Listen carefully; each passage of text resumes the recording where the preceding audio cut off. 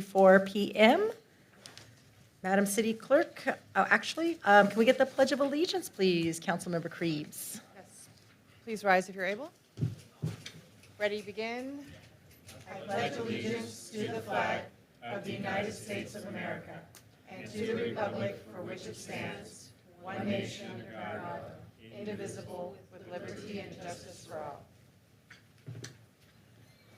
Well, for those of you who are at the last meeting or watched the last meeting, Councilmember Garcia's inspiration was next level, so I'm not even going to try to compete with that.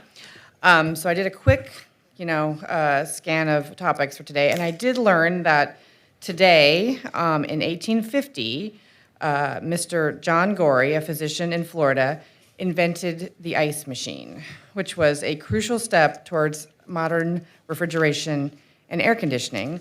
And I thought that that was an apt today in history, because we are about to pretty much have our first real week of summer coming up, and I know that there's a extreme heat warning in place until Thursday at 8 p.m. So I thought that was a very timely anniversary, and we should thank Mr. Gorey for his invention, because we're going to be much more comfortable this week than we otherwise might have been. But on a more serious note, obviously, folks should take very seriously the extreme heat warning, and I think tomorrow is supposed to be the hottest of the cycle. And we do have cooling centers in the city, both Wednesday and Thursday, available. Our new library, the Hart Park House, and City Hall. And I do think that heat is one of those things that people don't consider to be an emergency, like a tornado or hurricane or other weather events. And so I do think people should take heed, because I think it can be one of those things that sneaks up on you and can have a real devastating effect without really you being prepared for or realizing that it's happening. So wanted to end on that serious note. So hope everyone stays safe and stays cool, and if you need help, please call the non-emergency line or come to one of our cooling centers. Thank you so much. Madam City Clerk, can we please have the roll call? Yes, ma'am. Mayor Christine Lowe, Present. Mayor Pro Tem Jean Goss. Here. Councilmember Edward Garcia is excused, Madam Mayor, from this evening's meeting. Councilmember Kelly Krebs Here. and Councilmember Robert Parkhurst. Here. Madam Mayor, you have a quorum. Thank you so much. Can we please have the report from City Attorney regarding our closed session? Mayor, the City Council met in closed session to discuss 3 items. The first was conference with real property negotiator. The city negotiator was City Manager Michael Bruckner, and no reportable action was taken. The second was on a personnel issue, conference with labor negotiator. Again, no reportable action was taken. And the fourth was a personnel public employee discipline, dismissal, and release issue. Again, no reportable action was taken. Thank you so much. And Madam Clerk, is there any supplemental information from about the agenda? Yes, ma'am. There was an amendment to the confidential and exempt salary matrix. The correction is in the attachment, and the corrected salary matrix has been provided to the City Council. Staff is available should the council have any questions. All right, can we get the reports from City Council? Madam Mayor? Yes. So in the intervening period, on the 25th, I attended in part the Chamber of Council general meeting. That's the meeting of their membership, and they hosted the LA County Assessor to present to the businesses, as well as having a discussion with the Community Services Commission and Director about the fall activities around town. So it got decent attendance, I think. Maybe they probably would have liked a little bit fewer, a little bit more involvement from the membership, but it was a good meeting, and Emmys hosted, so thank you to Emmys for hosting that. I participated in the Always Fabulous July 3rd and July 4th festivities. No notes, both amazingly organized, executed, put together, and always just such a great time. I really felt like the participation in the 3rd of July events was really peak. Felt like there might have been a little fewer attendance or viewership at the parade, but that may have been because it was a Saturday. But always high-spirited and super fun, and kudos to all staff, obviously our special events committee, and the dozens and dozens of volunteers who spend so much time putting all of that together. I really was just super impressed with how, without a hitch, it all appeared to go. I'm sure there were hitches in the background, but not visible to the participants. So kudos to all, and what a great time.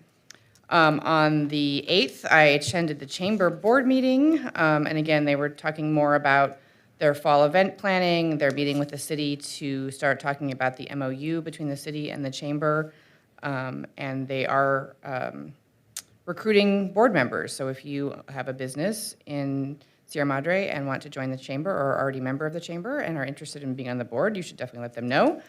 And I will say that they have scheduled this year's Winterfest. It's going to be back on the Saturday after Thanksgiving, which is November 28th.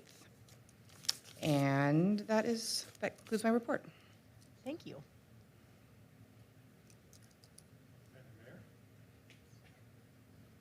All right. There were 2 Clean Power Alliance meetings since our last council meeting. The Energy Committee met on June 24th and the board on July 2nd, and nothing to report from those.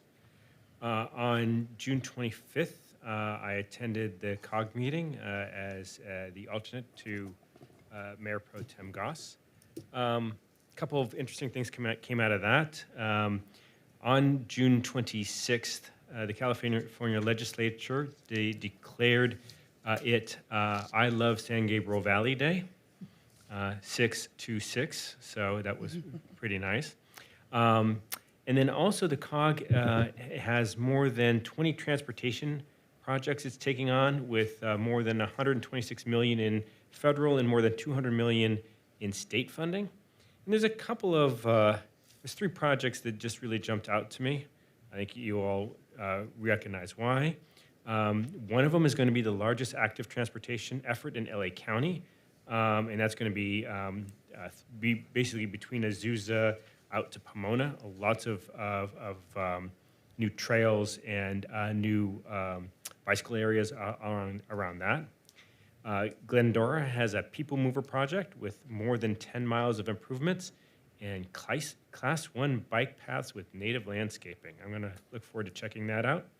And then Pomona also has an active transportation project with curb bulb outs along the streets of San Antonio, Palomares, Mandan, Hamilton, and Park. And then finally, July 3rd and July 4th, it's interesting perspective from Councilmember Krebs. I felt that there were more people on the parade route this year, but maybe it was just because I had a different mode of transport and saw it from a different perspective this year. I do want to thank my biker gang that joined me there, especially the 2 the 2 students there, the unicyclist and the other mountain biker. It was really a delightful experience. And then thanks to the July 4th committee for everything they do of putting it together. I know it's a huge effort, and once again, as the council member said, there was nothing that we saw of any bumps or anything in it. Everything went really smoothly on both the 3rd and the 4th. And that's all I have. Thank you, Councilmember Parkhurst. Okay, I'll keep it brief. I was gone for vacation in late June, but I did get back in time for July 3rd and 4th, and I thought the 3rd was amazing. It usually is, but it was especially amazing this time around. Packed, and everybody's having a great time. I'm just, again, it's my favorite time of the year in Sierra Madre, and we're so lucky. We're just so lucky in the city to have things like that, and the event committee and all the staff, and there's so much that goes into that. Then the next morning, we did have a hitch, Councilmember Krebs, at the Goss house. I went to take down the convertible top of my wife's convertible and found out that when you replace a battery in a car, sometimes you need to reset the computer for the convertible top to work. And not an hour before the parade, I discovered this. And so, of course, I was in sheer panic because this is the 250th birthday of our country. It's not one I wanted to miss. So I put a bunch of calls in. I found a woman by the name of Michelle Keith, who I already knew she's a magic worker, but I didn't know she was a miracle worker. Within 10 minutes, she had a Mercedes convertible and a driver ready to pick us up. And so I want to just recognize her for that amazing accomplishment. And I want to recognize those two fine people, Gretchen and Neil Vance, who showed up, and they were just delightful, and their car was beautiful, and they did a great job driving. So we took lemons and turned it into just a big gallon jug of lemonade. And the parade itself, of course, was amazing. And again, kudos to all those folks who make that happen. Just an amazing day. So on that note, Madam Mayor. Especially I want to thank the Sierra Madre Events Committee, because they not only do the parade and the events prior, but they're a great group of volunteers. And it was Todd Conrad who got extra cars this year, just in case something happens, or we found out last minute. We had extra cars on call, and then they all worked together so well. So we do want to thank them, and I want to reiterate that was one of the best 4th of July, 3rd of Julys, ever that we've ever had in town. And can't wait till that continues in the future. So if you ever want to volunteer for that group, you can go right now after this, or once we're done with your item, you can go to RT Brewery right now, and they have a meeting with the Sierra Madre Events Committee at this exact time, and they are taking new members. So whatever your specialty is, whatever your gift is, and you want to volunteer in town, this is a great group to volunteer with. So go on up there. Also, this last couple weeks, Councilmember Krebs and I attended the Friends of the Library dinner, which was really fantastic. It was a neat group, amazing food as usual, and really neat celebration with the opening of the library for them and all the money that they donate. Again, that is one of the most giving groups in our city that really helps support our library. I'm not sure if everyone knows this, but I'll say it again. We don't pay for every single thing that goes into that library. It's the Friends of the Sierra Madre Library that pay for a lot of the programming and the things that happen inside the library. So we want to thank them. On 6/25, I went to a dinner. It was called the Community Rising Dinner, and it was a celebration of what's happened so far with the rebuild in the Eaton Fire area.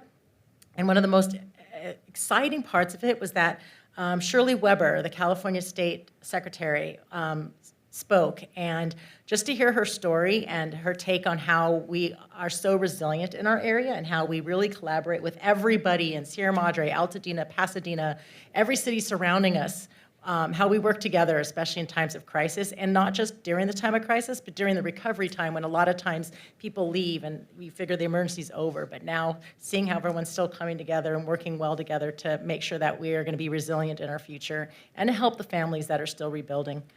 And then on June 10th through 14th, this last week, I attended the ESRI conference, which has to do with everything GIS. So everyone who uses Waze, everyone who uses the evacuation technology, watch duty to watch fires, all of that is GIS. And so it was a really great conference, seeing how cities and government and private companies, and especially sustainability and how we all interact in the world. There were 117 countries there.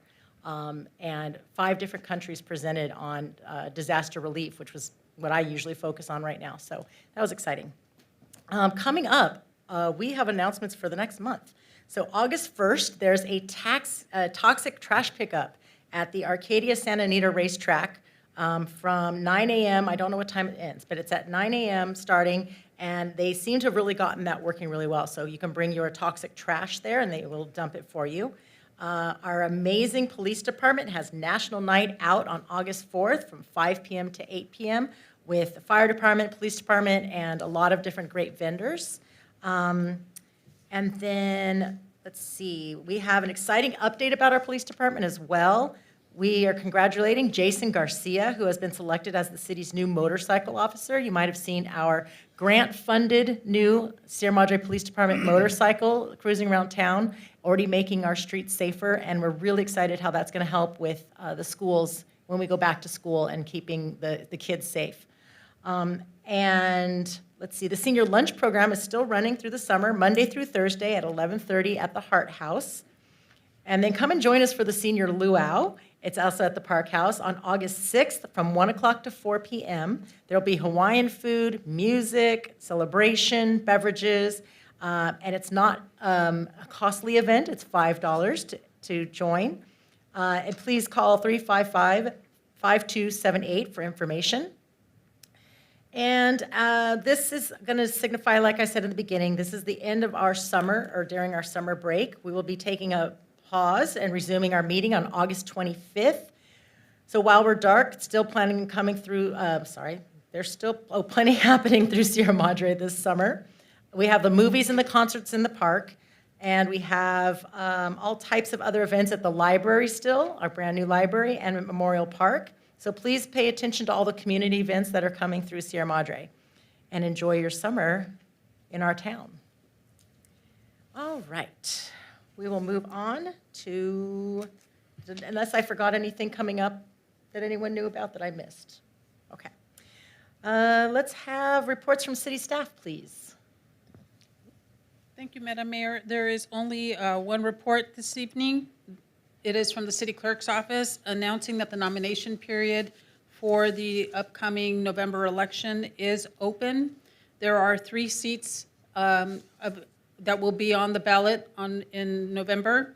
And for questions or to schedule an appointment to secure nomination papers, please contact the city clerk's office at 355-7135 And when does that period close? on August 7th.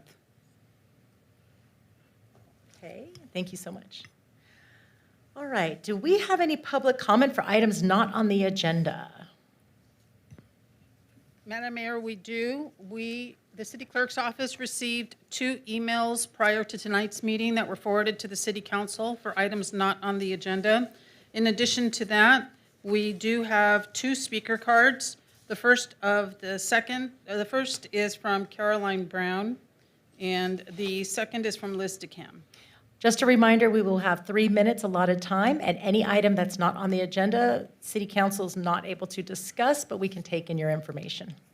Can you start the clock after I hand this out? Sure, absolutely. Also, Madam Mayor, for the record, there are no members of the public in the Zoom chat. Thank you for that. Thank you, ma'am. I didn't realize that we're live. For all of you out there, we now have the ability to have public comment from the Zoom. For information on that, please go to our website, and you can see how you can participate with public comment on items on the agenda or not on the agenda remotely.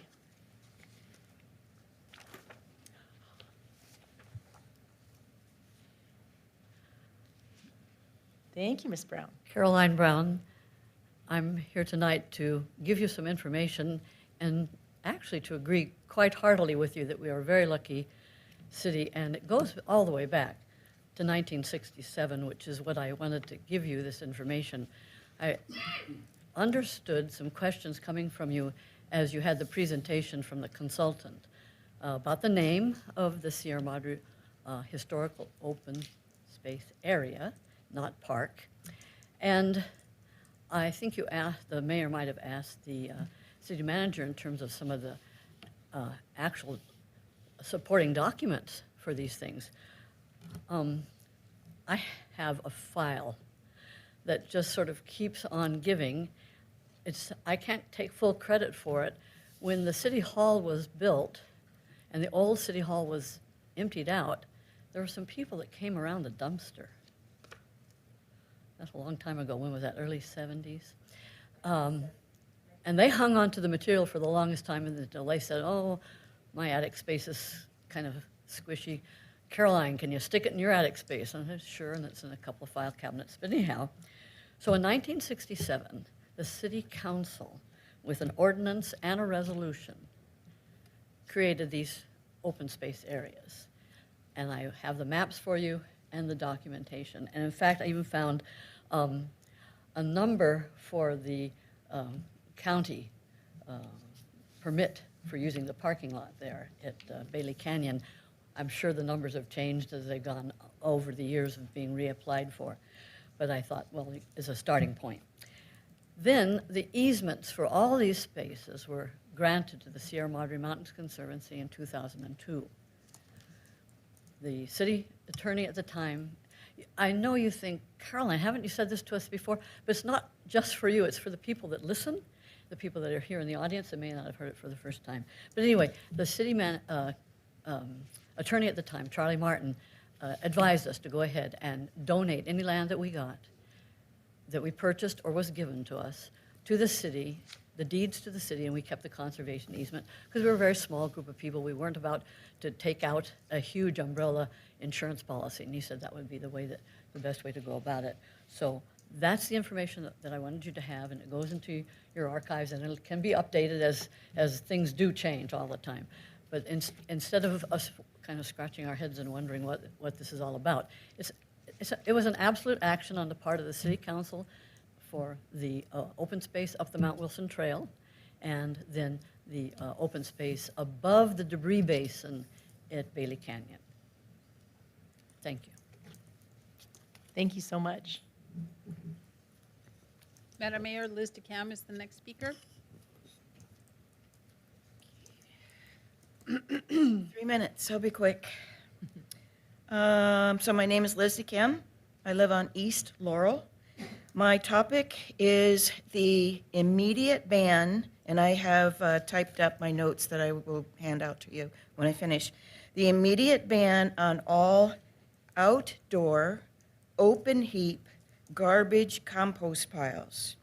So my purpose for this is to minimize our feeding of the coyotes and the bears. But first, I want to say thank you to all you council members, to the staff, police, fire, volunteers. I think public service is thankless. I don't know why you would ever do it, but thank you for it. I very much appreciate you being here. So a few mornings ago, there were 7 coyotes in the immediate area where I live on Laurel, East Laurel. Yes, I counted them, 7 of them. A few nights ago, there were so many coyotes vocalizing nearby, it's like in the middle of the night, vocalizing nearby that I couldn't begin to guess how many there were. On July 1st, at the corner of North Baldwin and Victoria, a little dog named Sweet Pea was taken from her yard that has a 6-foot fence by a coyote, though her owner was right there and running to her rescue to no avail. And in case you haven't seen those posters, I have one for you. Okay, so let's see what's next. So we all know there's a coyote and bear problem here. Most of you are shaking your head yes. I believe that the problem is caused, at least in part, by residents feeding the coyotes and the bears through their compost piles and their trash. I see trash cans knocked over constantly, but for tonight, I want to focus on only one issue: the outdoor, open heap, garbage compost piles. I'm not against composting whatsoever, but it must not be done as open heap. Pasadena allows composting, but they have rules.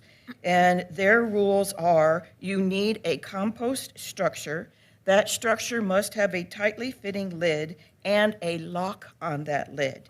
So what am I doing here tonight? I am asking you in 50 seconds to, as immediately as possible, because I know you have your process, ban all outdoor open heap garbage compost pile and require that those compost structures, and require the structures that have that tightly fitting lid with a lock.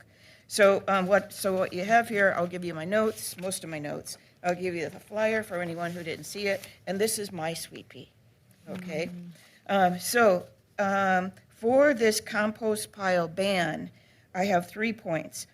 All outdoor open heap garbage compost piles are banned. All current outdoor open heap garbage compost piles must be completely removed, and composting is allowed in that structure with the lid and the lock. Okay?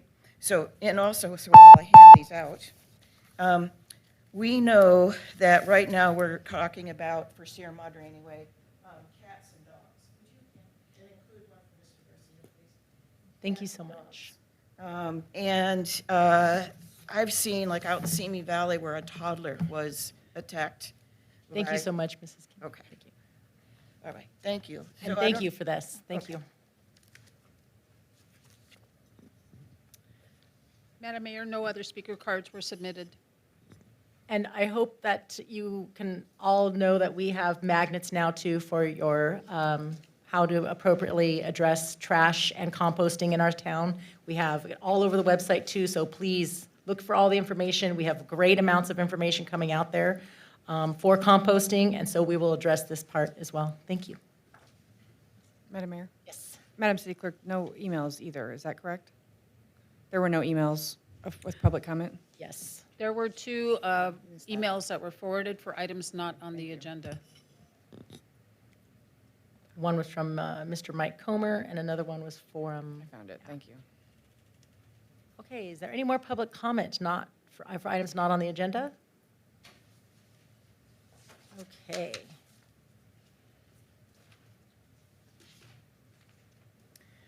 All right, we're going to move on to our public hearing portion of the agenda tonight. I believe all public hearing is coming from the city, not from any outside entities.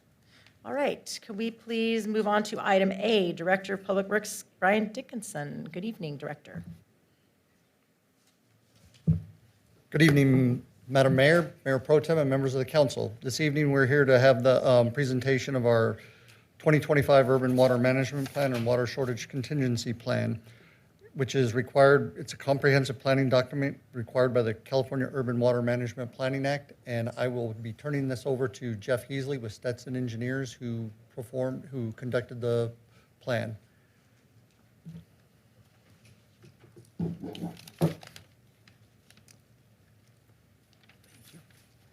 Thank you, Brian. Madam Mayor, Mayor Pro Tem, members of the council, good evening. It's great to be here today. Knock that over. There it is. So the Urban Water Management Act of 1983 requires that all urban water suppliers prepare a long-range water resource planning document to ensure that there's adequate supplies, water supplies available to meet existing and future water demands. An urban water supplier is defined as a supplier either publicly or privately owned, providing water to more than 3,000 customers or supplying more than 3,000 acre-feet of water annually. And that first requirement, the city meets that and is required to prepare a plan. The suppliers are also required to update these plans every 5 years, and that's what we're looking at this evening is the updated plan for, they call it for the year 2025. It's required that these plans be submitted to California Department of Water Resources to be eligible for certain grants and loans that they have available. This lists the major components of the Urban Water Management Plan, and we'll briefly talk about each one of these as we go through the presentation. So some of the key information in the plan includes discussions of the water supply sources available to the city, including groundwater from the Raymond Basin, availability of water from the main San Gabriel Basin, and treated imported replenishment water purchased from San Gabriel Valley Municipal Water District through MWD's facilities. The plan talks about the management of each one of these sources and finds that the sources are managed and have been reliable. It looks like they'll continue to be reliable. Some of the main agencies managing the groundwater include the Raymond Basin Management Board, the main San Gabriel Basin Water Master. And the plan also finds that the city has the flexibility to manage, to use the different resources under drought conditions. So the plan includes a discussion of water service reliability, and there's a drought risk assessment included that's required under the Planning Act. Some of the key findings that the supplies are reliable and meeting demands, and this is some of the requirements in the Act about what conditions we look at. We need to look at normal, single dry, and 5 consecutive year drought periods out through the year 2050, and the plan finds that they can meet those demands reliably. The drought risk assessment is based on a 5 consecutive year drought that we assume starts this year. So we look at the next 5 years, what supplies do we see that might be available under drought conditions? What's been available in the past during the 5-year droughts, and with the demands of today and projected out through the next 5 years, can we meet those demands? And the plan finds that the city can meet those demands.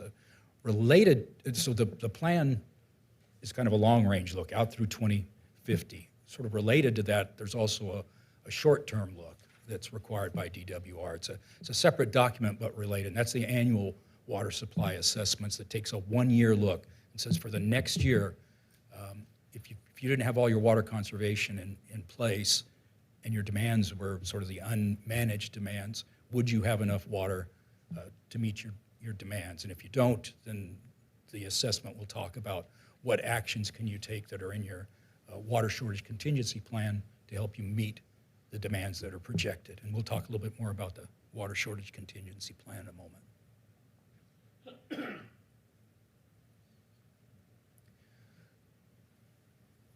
So as I mentioned, there's discussion of the characteristics. Oops, sorry, I went backwards, didn't I? Okay. So it's a requirement that we talk about Senate Bill X7-7, which was passed back in 2020.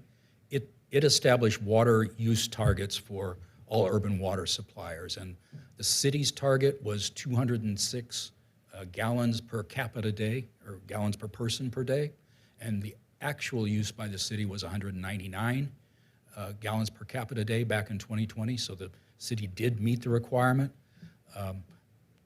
That's all the urban water management plan really requires us to do on this subject, is just say whether you met it in 2020. But for your information, you've continued to exceed that goal. I think your use, the average per capita use has been about 189 gallon per capita day for the last 5 years. So you met with the goal in 2020, and you've actually are using less water per person since then.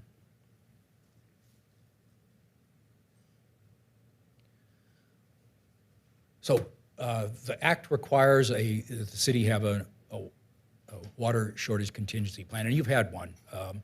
You can do it easily as a separate document, or you can do it as part of the urban water plan. And in this case, we've included it as Chapter 8 of your urban water management plan. And this is a document you look at if the state declares there's a shortage of water in the state and they want everybody to conserve. The plan talks about, some potential water supply augmentation measures, but largely talks about how to manage customer demands and reduce the customer demands as needed.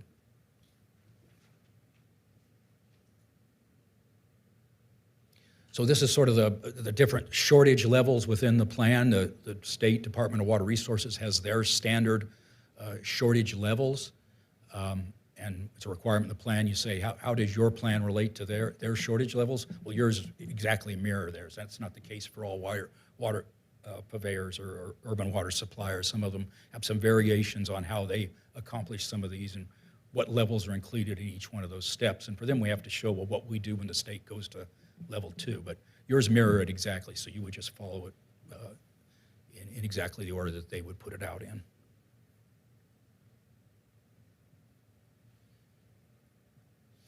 The shortage contingency plan talks about the existing demand measurement measures you have in place, the water conservation measures you've already enacted. It includes some references to the existing emergency response plan, and then there's a seismic risk assessment mitigation plan that's been done for facilities. And the shortage contingency plan concludes that if the city will be able to meet water demands under drought conditions using their existing water supplies, and if needed, they can couple those with the customer demand reduction measures in the shortage contingency plan.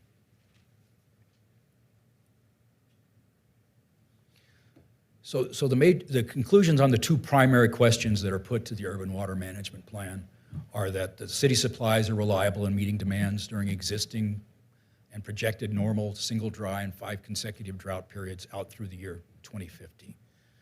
And that with its current demand management measures, the city anticipates sufficient water supply to meet the population growth that's been estimated by the Southern California Association of Governments, although in the coming years, that looks like it's going to be they're projecting it'll be pretty small, but you can meet those demands under all those conditions.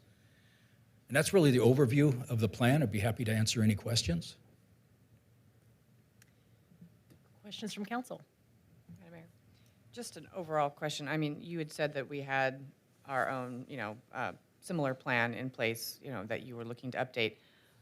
Based on the review of the plan that we already have and then compared to this updated plan, was there material changes or difference in an approach, either because conditions have changed or the law has changed, or are we looking at roughly the same type of plan that we've always had? The requirements of the plan 5 years ago are very similar to what they are. Now, 5 years ago, we had a few changes from what had been 5 years before that, but this time there weren't any substantial changes in what was required to go into the plan. And then in terms of the plan itself, I assume it was very similar in terms of the outputs and the recommendations and the methodology. Certainly, the conclusions were the same. You know, there's some, the estimated population increase is a little bit different than it was 5 years ago. That's been updated. You know, update some of what the actual historical water use has been, but largely it was the same. Thank you. Quick question. We've had some success reducing leakage in the city, and I'm wondering if you guys could credit that at all towards this drop in the daily per capita water consumption. That would help, yes. I hadn't specifically gone back and looked at your leakage. I know we have looked at that. It's been pretty significantly reduced during That's that period good. of time. Very good. So we're regulatory required to create this plan, right? Yes. And what's the body that gives the guidance and the regulations for it? Is it DWR or? The state legislature set the requirements, but Right. the Department of Water Resources is the one who reviews the report to see if you've met those requirements. And how much latitude do we have to interpret or to customize this plan? Is it pretty prescriptive or is it pretty direct? There are, you know, a set of things that have to be in the plan that have to be discussed, and the emphasis is on the tables that are produced. The legislation in DWR really wants to see the tables on projected demand, projected supplies under all those different conditions. Great. So on the projected demand and projected supply, there are parts of this that have different climate data over time. Like on page 3-5, it has weather data from 1893 to 2015. For this plan, what was the weather data time period that the forecast was based on?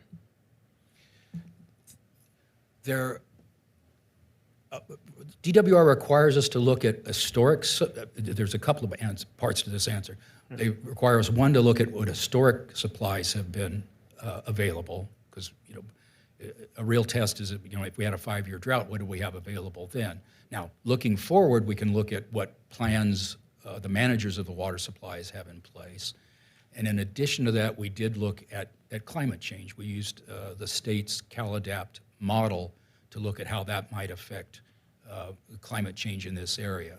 And what it showed, if you want me to go further, is that the temperature, and there are different modeling scenarios that go with the CalAdapt model. It did show in this area that the temperature would go up and by the year 2050, I forgot it was 3 or 4 degrees, but definitely an increase, that precipitation would increase, but it would be less snow and more rain.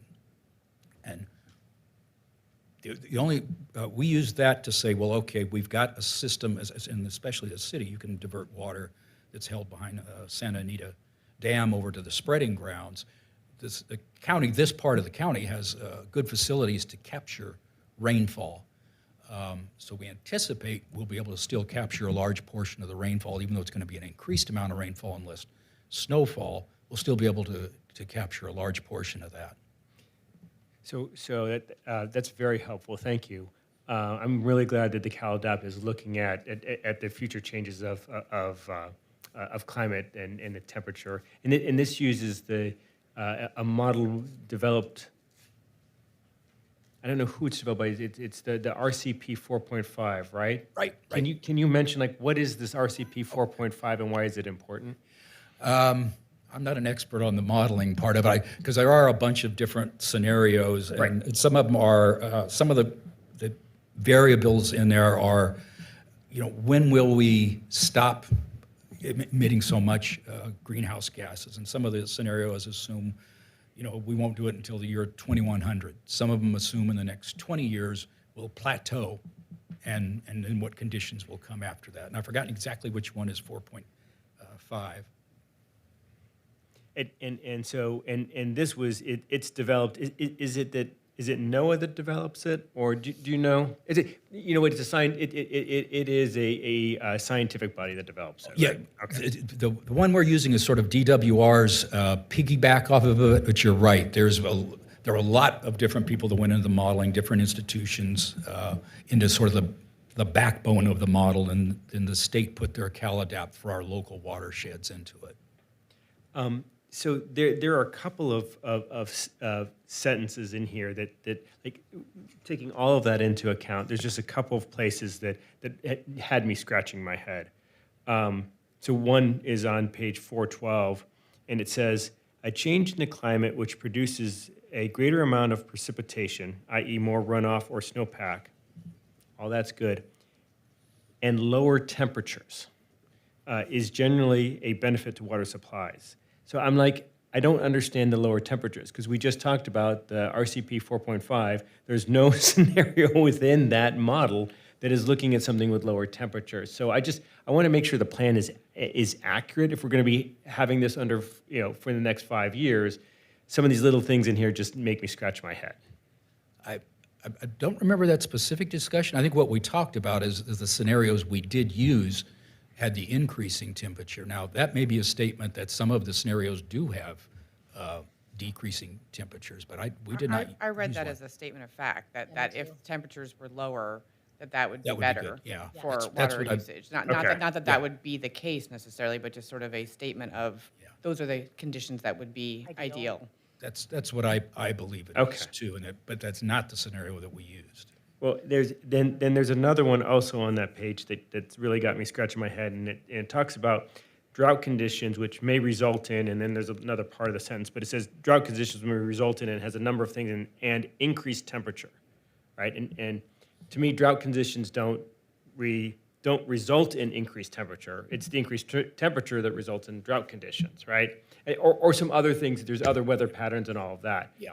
But to me, like there's some things like that like, as someone who spends majority of his career working on climate change issues, it's important to me that some of these things are accurately reflected in the plan. So I'm happy to provide these to staff, but if there's one or two of these changes, that would be really, really helpful. It would make me feel much more comfortable about it representing our city. And then I think the last thing is there's a fair amount of talk about the Raymond Basin and that if the Raymond Basin is below 500 feet, the amount we can withdraw from the basin is decreased. But there isn't any talk, and I don't know if it's appropriate for the plan, so tell me if it's not. But there's nothing talking about the strategy, and this was employed by the city over the last couple of years when we do have those rainy years, and we're expected to have a super El Nino this year, that if we can bring that, if as a part of our strategy, we can infiltrate more into the Raymond Basin, that's going to be good for the region and for residents of the city. Is that the type of thing that's typically in these plans, or is that in something like in the annual assessment that you brought up here earlier? Yeah, the plans focus more on, do you use stormwater directly? That's what DWR asks. Like, do you divert it and use it for irrigation someplace? But we do acknowledge, I believe, that the city does have the spreading grounds that has the ability to divert water over into that. Yeah. Okay. Yeah, because if we can keep that reservoir or that aquifer above the 500-foot level, we can save the city $600,000 a year in water purchases that we have to make from other sources. So I think that, to me, it's, as a part of our overall strategy on this, if we can continue to focus on that, and I know we are, but I just want to, this is things that are really good for our residents. It's high-quality water, and it's low cost. If I may, Councilmember Parker, it's that 500-foot level, and it had not artificial recharge, it's natural recharge. So it's got to be sustained above that 500-foot level through natural recharge. So natural runoff, not artificial recharge. The artificial recharge that we do by buying the water from San Gabriel Valley to put in the basin, that is offsets our demands. Because we're under the 500-foot level, our decreed right is reduced, so we have to augment that with the imported water into the basin, and then that we pump all that out. But, meet our but demands. we put that water in there and so if we put water in there, we get salvage credits, right? Yeah. Right, and so, but if the level of the reservoir is below 500, the salvage credits we can't get access to them, right? But the natural recharge, that's what comes from the rain coming down, right? So if when we have these rain events, like we did in early 25 and 24, we were able to not purchase water and infiltrate it. We were able to put it in, and that was part of natural recharge, was it not? Yeah, anything that comes down the canyons and stuff that's natural recharge versus what we buy through San Gabriel Right. Valley. Yes. But the San Gabriel Valley is our augmented supply to meet our demand. Because our reduced pumping allocation, we have to meet our 2,400 plus acre feet of water, so we buy that imported water and pump that all out. Right. Which, that's the whole plan for the Gold Ring well. Is to do Councilman- that and pump water out of the main basin. Go ahead, Councilmember Goss. So that's what I wanted to follow up on. You said you selected a model that predicts that we're going to see lower snowfall. So we are, in fact, dependent on snowfall. We do get a lot of water from the State Water Project through our water district. So does the plan take that into account? We were looking at the local watershed because Right? to look at what impact was on the Raymond Basin. So that was lower snowfall in the San Gabriel Mountains recharging the Raymond. We didn't ourselves then go back up into the State Water Project and try to do the modeling I there. thought the model was a statewide model in terms of what we're expecting in rainfall and snow, just for the local area? Yeah, for the local area. You can go into, I got you. smaller increments than just the whole state. I see. Yep. Okay. So presumably, based on that, because we don't get that much snowfall relative to the Sierras and the State Water Project sourcing from snowfall, presumably the impact of this model on our local watershed is much reduced as compared to areas that are much more dependent on, because, I mean, obviously not that much of our local water is in snowfall. So we would be less impacted in the Raymond Basin based on this model as it would be Yes, compared yes, to. the snowpack, as the councilman was pointing out, it's much more critical to the State Water Project supply as opposed to our local supplies. Any more questions? No. All right. Thank you so much. Thank you. Much appreciated. Do we have any public comment for this item? Yes, ma'am, we have one yellow card from Caroline Brown. For the record, no She emails says were no. received. Oh, She's she waving you changed her off. mind. It's for B, she said. Oh, We'll wait. Anybody else public comment on this item? All right, we'll move on to discussion.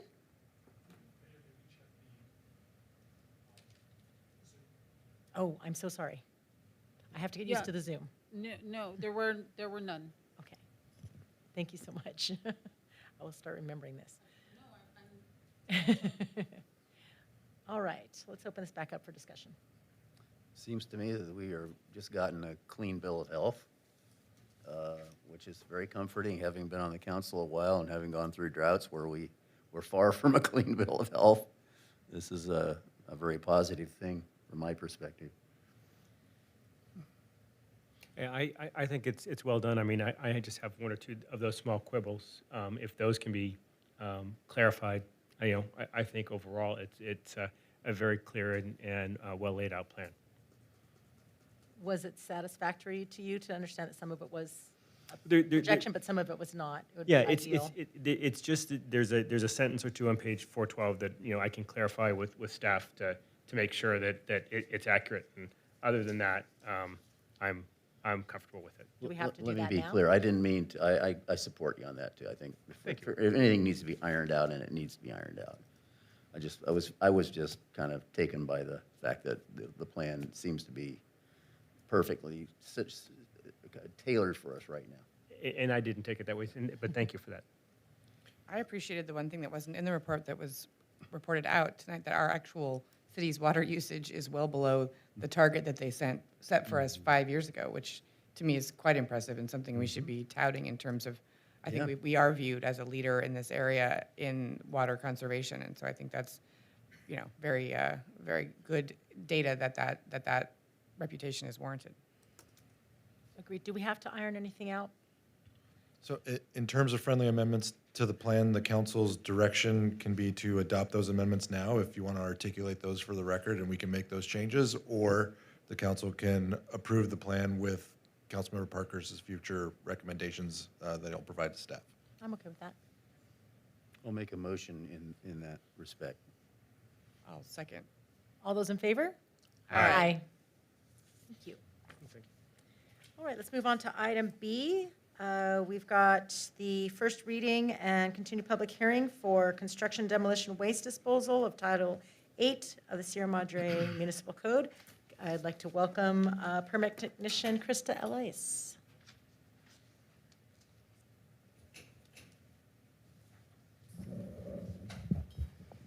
Good evening, Mayor Lowe, members of City Council.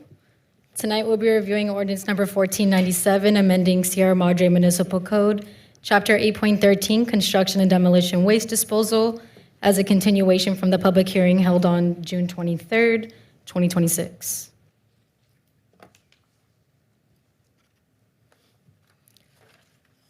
For some background, today will be a focused presentation on the continuance of those amendments from the June 23rd, 2026 meeting regarding performance penalties.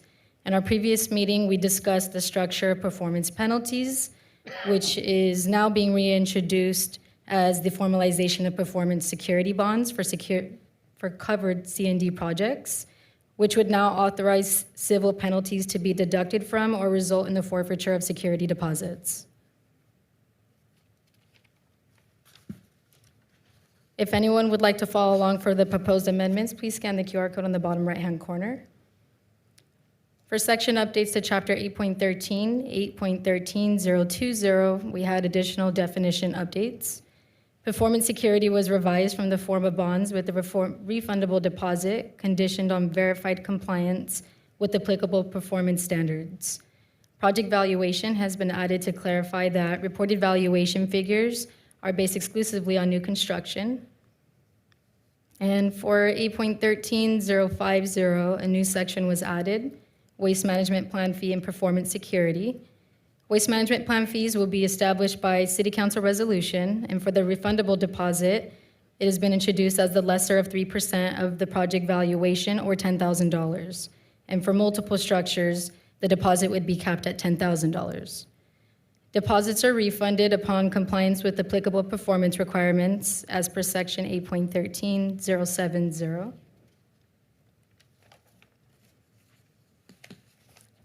And for 8.13.080, an additional section was added titled Civil Penalties, consistent with California Government Code Section 36901 and Sierra Madre Municipal Code 1.12.010B. Civil fines, penalties, and forfeitures shall not exceed $1,000 per violation per day and may result in the partial or complete forfeiture of the security deposit. And so for each day that a violation continues, including each day on which required documentation is not submitted, this may be treated as a separate violation subject to separate penalties up to the maximum amount authorized by law. And for additional enforcement, this may also result in administrative citations pursuant to Chapter 1.18. For Municipal Code Text Amendment 2604, this qualifies for a common sense exemption. Pursuant to the California Environmental Quality Act 15061B3, the proposed amendments would not result in a reasonably foreseeable physical change to the environment. Therefore, it could be seen with certainty that there is no possibility that the project would have a significant environmental effect. It is recommended that the City Council conduct the first reading of ordinance number 1497, amending Chapter 8.13, Construction and Demolition Waste Disposal of Title 8, Health and Safety of the Sierra Madre Municipal Code. This concludes my presentation. If City Council has any questions, I'd be happy to answer. Thank you for your time. Just to clarify, often in our code, we reference our section on fines, but this is built into the section.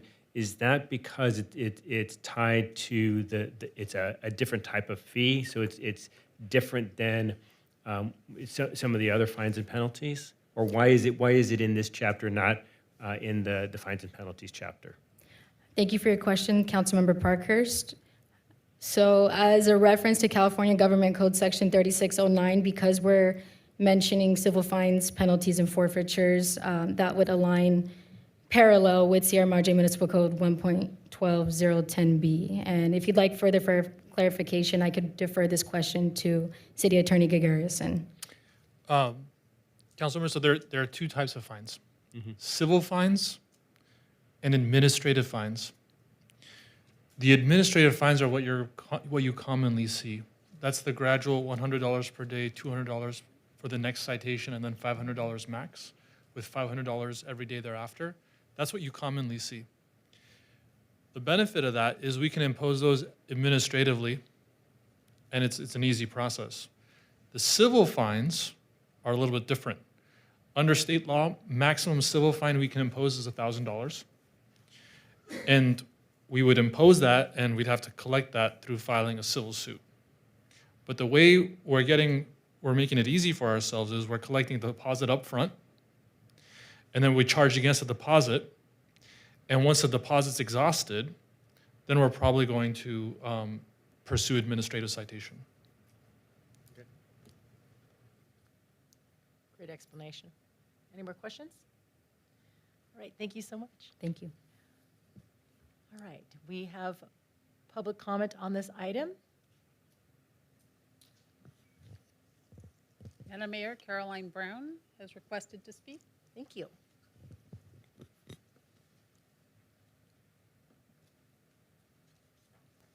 Hi, Caroline Brown, and as I listened to the discussion tonight, this is for professional construction, not the homeowner? Because I had... So it is a public comment, but we can answer that one. Go ahead. Should we answer it at the end? Yeah, we'll answer it at the end. Okay, let me finish. Go ahead and present I your think whole I can question. finish, Okay. because some years ago, doing a roof repair, the homeowner, my husband, took off some roofing that was there from 1953. He knew it was asbestos shingles, and you still see some of that around Sierra Madre. We called the landfill over, I think it was the Sunset, it was in Covina, and we were told how we were to dispose of it as homeowners. We were to double back it, and when we came through the gate, we were to tell them, and they were to point us out into the direction where this should have gone. And when we went in there, whoever was at the gate that day didn't say a word. We have no idea where those bags of asbestos shingles went. But my concern when I looked at here is there is with certainty that there's no possibility of the activity that might have a significant impact on the environment. I think about those asbestos shingles every once in a while in the environment, in the mess that comes out of public dumps all the time. So I just wanted to double check if I was reading this correctly or if I was way off base. But another thing, one time when I was on the Parks and Recreations Commission in the summer, we were at the swimming pool, and afterwards my husband said, all those pipes are wrapped in asbestos. And then at one of our meetings, it was pointed out, oh no, it can't be asbestos. And then later on, it was on the agenda that there was money set aside to remove it because it was asbestos. So there's a lot of that guck in town that might end up in the landfill that's really not, maybe not covered by these permits, so I don't really know. I thought I would double check because I didn't quite understand. Thank you. Thank you. So what I'm hearing is clarification on what this is actually coded to protect, and that this isn't the code itself, this is the fine for if there's a violation of the code. No, there's actually a code section Okay. about what this Okay. permit is. So, but applicable to. isn't that part in a different section? It is part of the same chapter. Okay. We don't make a distinction between commercial, residential. It's a threshold amount, so Okay, it applies to all projects within the city, including city-sponsored projects that do a number of things, and the threshold is 50% or more to the building floor area or monetary value. So Or once that, $50,000. or $50,000. That's the threshold that needs to be triggered in order for this demolition permit requirement to take effect. Okay. So it wouldn't apply to small projects. But there's still the requirement associated, I mean, if you do any project, what are the triggers to be looking for asbestos? Aren't there triggers if you're doing any type of renovation that would be?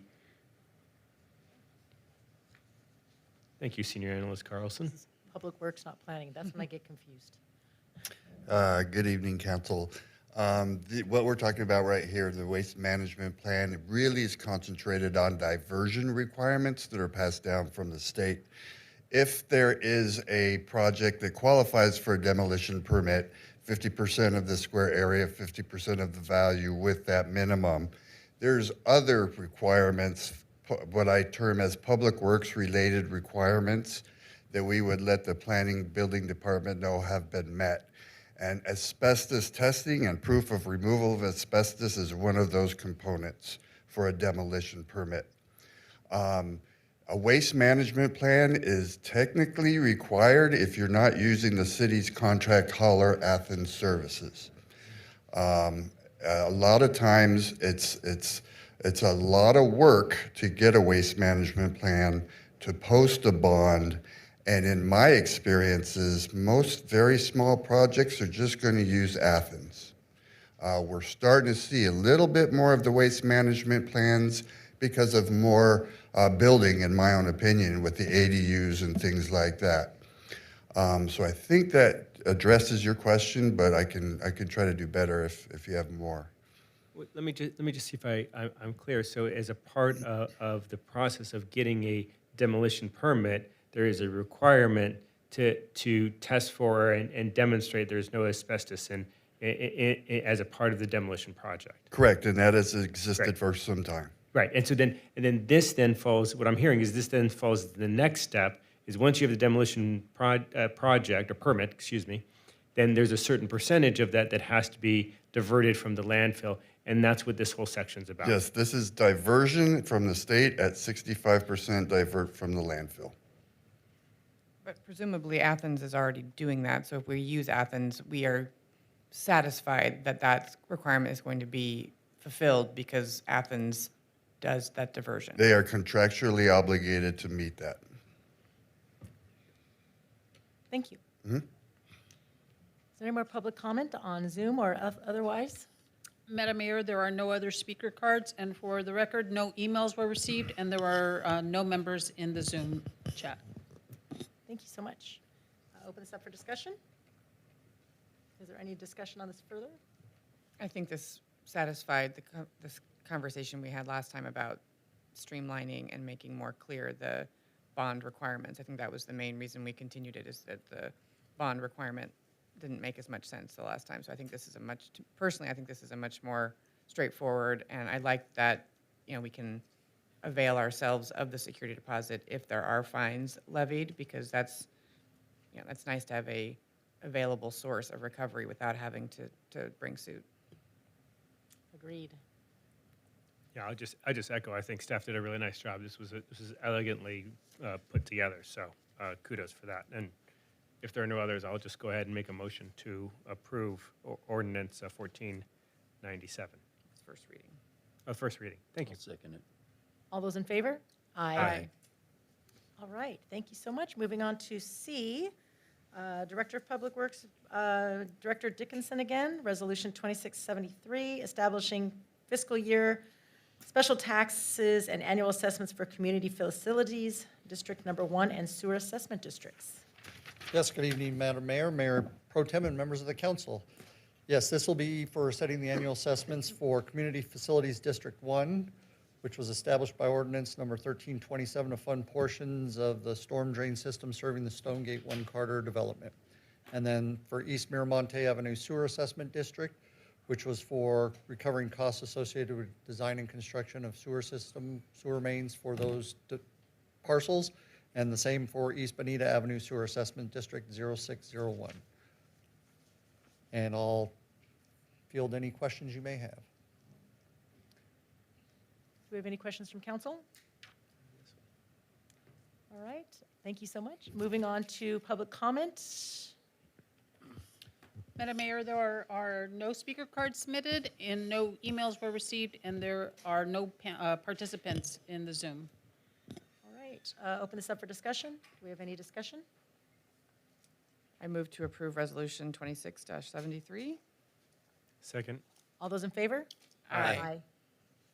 All right. And we're on to item D. Good evening, Finance Director, Mr. Wong. This is for our fee schedule, 2026, 2027. Good evening, Honorable Mayor and members of the council. The city's annual user fee update and public hearing is normally held together with the annual budget and Ganymede public hearings. The public hearing of the three items were held on June 23rd, 2026. The city's council has had various questions and comments regarding certain fees and fee descriptions. As a result, the user fee public hearing is being continued to today.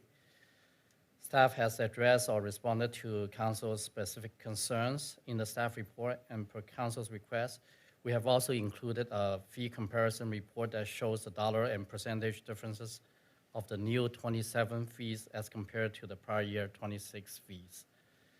Staff has also attached a draft user fee cost recovery level policy for council's review and reference.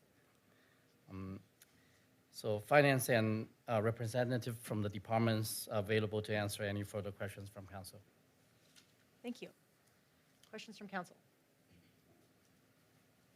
I have just a couple on the fees, and I want to say thank you so much for the comparison. I think that should just be a automatic inclusion every year, because it's so much easier to assess the changes when we know what kind of year over year what the changes are.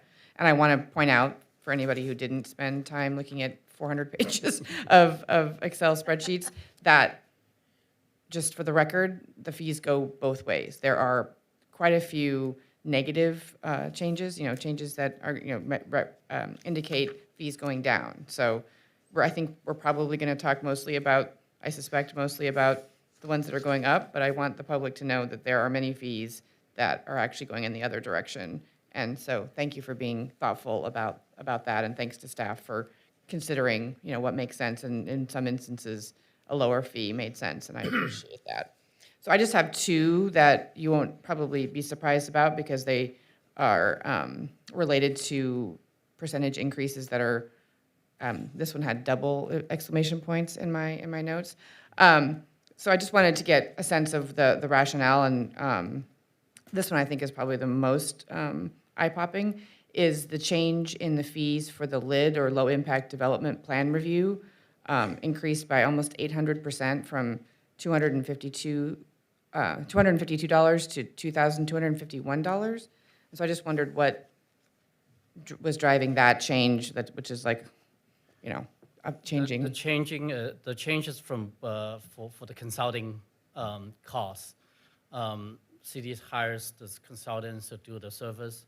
So again, as we attach a cost recovery level policy, draft policy, so cities try to recruit, and then this is more private benefit to the individuals or applicant versus a public benefit. So if needed, we can have planning department also to elaborate more on that.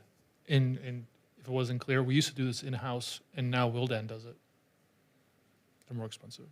Yeah, that's actually what I suspected, is that had been outsourced. Or it was a typo and we just left a digit off. Thank you for the question. I can help shed some light on that. The current fee, which is what you're looking at as the prior fee, is based on an hourly rate of $252, and that is increasing to the fee that you see as a flat rate for certain thresholds of projects that meet either less than 1,000 square foot impact or greater than 1,000 square foot impact. And that's per the contracted rate that we have with Wildan Services. Oh, so on that basis, it was probably rare that the $252 fee was actually a fee. That was just the hourly rate, and presumably it typically took more than 1 hour. So when we're talking about percentage increase, it would actually, in most instances, be lower, because you would have some multiple of the 252 $100 for the plan review, for the review of the lid plan. That would be accurate. Okay, that's very helpful. I think my other one actually is from the utility, so I'm not sure that planning would be the, and that this is just the deposit for new water service, went from 79 to 250. And I did note that that deposit is then used to offset the final bill. And I wondered if that was in response to concerns about folks not paying their final bill and wanting more to be able to offset.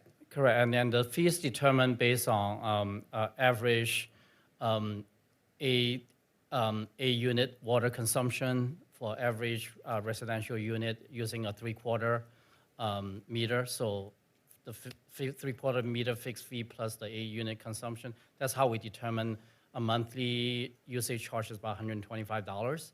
So in-house we did a study. So a 2 months deposit is pretty adequate for that deposit. Thank you. I just wanted to clarify that because that also looked like a large change, but I suspected it was to hedge against non-payment at the end of Correct. someone's cycle. Thank you. Those are my questions. Thank you. More questions? I have questions from Community Services. I've asked the Mount Wilson Trail Race. I noticed that the fee for the 5K went up to $83, which is matching the cost of the full trail race. And the request was to keep it at the $50 or more reasonable to make it comparable to other 5Ks. I don't know of any other 5Ks that are like $90 to $100 unless they're large. Question? Community service what's my question? manager is going to help Is that- address this. Why did we increase it to $83? I'm surprised by the increase. I thought it was being kept at the 50. Okay, so maybe it's an error? Okay, we'll make that change. Thank you. You're like, I'm surprised too. Sorry, And then my next questions, of course, are about back to the parking citations. And the questions are, we received a comparison with other cities, and again, we have a flat rate versus every other city has variable rates. I mean, some of them have very similar rates, but then they vary according to the amounts. And I know that ours are higher, so could we please reanalyze? My question originally, or my guidance originally was to vary them because it seemed unreasonable. And then when comparing them to the LA County and the legacy bail amount, those were extremely low compared to this. By the most expensive one was a $60 increase for Sierra Madre versus a $40 for LA County and the legacy bail amount. Mayor Lowe, City Council, thank you for the question. So the parking fee was approved last year at this amount, or this year at this amount of the $100. It comes down to cost recovery. So I think what's unique about Sierra Madre compared to other cities or neighboring cities is most have their own parking enforcement that comes at a much lower rate. What's unique about Sierra Madre is we don't have parking enforcement. We're using more use of our CSOs, but we use police officers at a full burden cost to write these parking citations. So what it encompasses to cost recovery, the time it takes for the officers to go there, dispatch time, because they're communicating with dispatch. They have to come back, for example, for a 72-hour parking violation or a 2-hour parking violation. They have to go there the first time, mark it, and then come back the second time, and then actually issue the citation. And then there's processing fees, court fees that apply to the $100. So when you look at it all, I did do a comparison. I added, I know in the sheet you have 4 cities surrounding us. I also included San Marino on ours. San Marino is very similar to ours. They have mostly a $100 fee or penalty on their traffic citations, except there's a few where they have a $68 fee. And then there's others where we're way under. If you look at all the ADA that has to do with handicap, we're anywhere from $25 to $150 less than any other city. So when you look at it all, like the median, when you compared, it was about $75. However, I wanted the city council to set the bail that they feel most comfortable, they feel would be appropriate. Like I said, it's very difficult to come up with penny and every dollar for recovery because it varies. But I think that's what's unique to Sierra Madre is most of the citations are issued by police officers at a full burden, higher And cost. San Marino does the same, correct? Yes, they're the only city that does the And same. Monroe. That's why if you look at them, they're pretty applicable to us. They have $100 on a lot of their fees. Their ADA is $450. We're at $300. And then they have other areas where they're at 68. And I'm So okay with that. when you do in my analysis, the median was about $75. Can I ask? Go ahead. I appreciate the work that you did in, in considering the amount of effort and what it costs to cite and process these. But I was under the impression that with respect to fines and things like that, we were not limited to cost recovery, that fines and penalties were outside of the cost recovery methodology. Is that correct? That is correct. And when we looked into the law to see whether it provided some guidance on what to charge, the only thing in the law said, well, there's two things. The first is that for disabled parking, it has to be a minimum of $250 and a maximum of $1,000, so somewhere in that range, which is what you see across all cities. And with respect to all other parking citations and penalties, the state's encouraging you to adopt one that's similar to your neighbors, and that's all there is in the law. Okay. So, I mean, so, yes, I was saying, like, I appreciate that we did the work, because I'd like to be able to show that there is some correlation. I guess that's getting into public comment, but thank you for doing that. So back in October 2023 is when we started analyzing whether we would go with the city using our own police officers or continuing our contract with, I forget the name of the company. So we continued with our own contract, and then in 2024, we ended a contract, and then we started going with the city. So what I'm analyzing here, and correct me if I'm wrong, we decided to save a cost by using our own police officers. But we didn't save a cost to our residents and our people's parking. In other words, we're using our own police officers, but now we've increased the ticket amount to an exorbitant amount to our residents. So while we're saving the money, we're not paying anything out of the general fund directly for the cost of using other people to service our city for citations, parking citations. We're taking that cost that it cost us by using our own police officers and passing it on to our residents. So does that seem like a fair analysis of what this now has happened since 2024? Thank you for the question, but if I may respectfully, we've had the set fee for at least 2 years at $100. Correct. Then So it has been at $100. It's not like we've increased it every year. I know it goes up at 3% based on inflation or cost of living every year. We haven't increased it, but it's not that when we had these services from the third-party contract services, they were just not producing or giving us the level of work. They were never able to provide a parking enforcement officer at night. At day, we had a gentleman that would come here periodically, and it was very, very expensive, the cost for the city. But my point is, we changed the cost when we went to, and I can tell you the exact dates, because that's when we decided to use Sierra Madre PD for our citations. That's when we increased it that same year because we did a fee study. So the fee study then analyzed using our PD versus using a contract company. My point is, though, is that we're now using our own contract company, but isn't that just now taking that fee and giving it to our residents to pay a $100 ticket now, when before it was $60 instead of $100 for a 15-minute extra parking or 5 minutes past the time? You're I think, essentially correct with the logic behind it. It is, a policy decision of the city council. It was a policy decision then to make that change and have police officers start enforcing and writing tickets, which resulted in the fee increasing. It's also a policy decision for the city council now. If you choose to collect something less than cost recovery, you can, but understand that you are subsidizing that enforcement activity by not fully collecting the cost for that activity.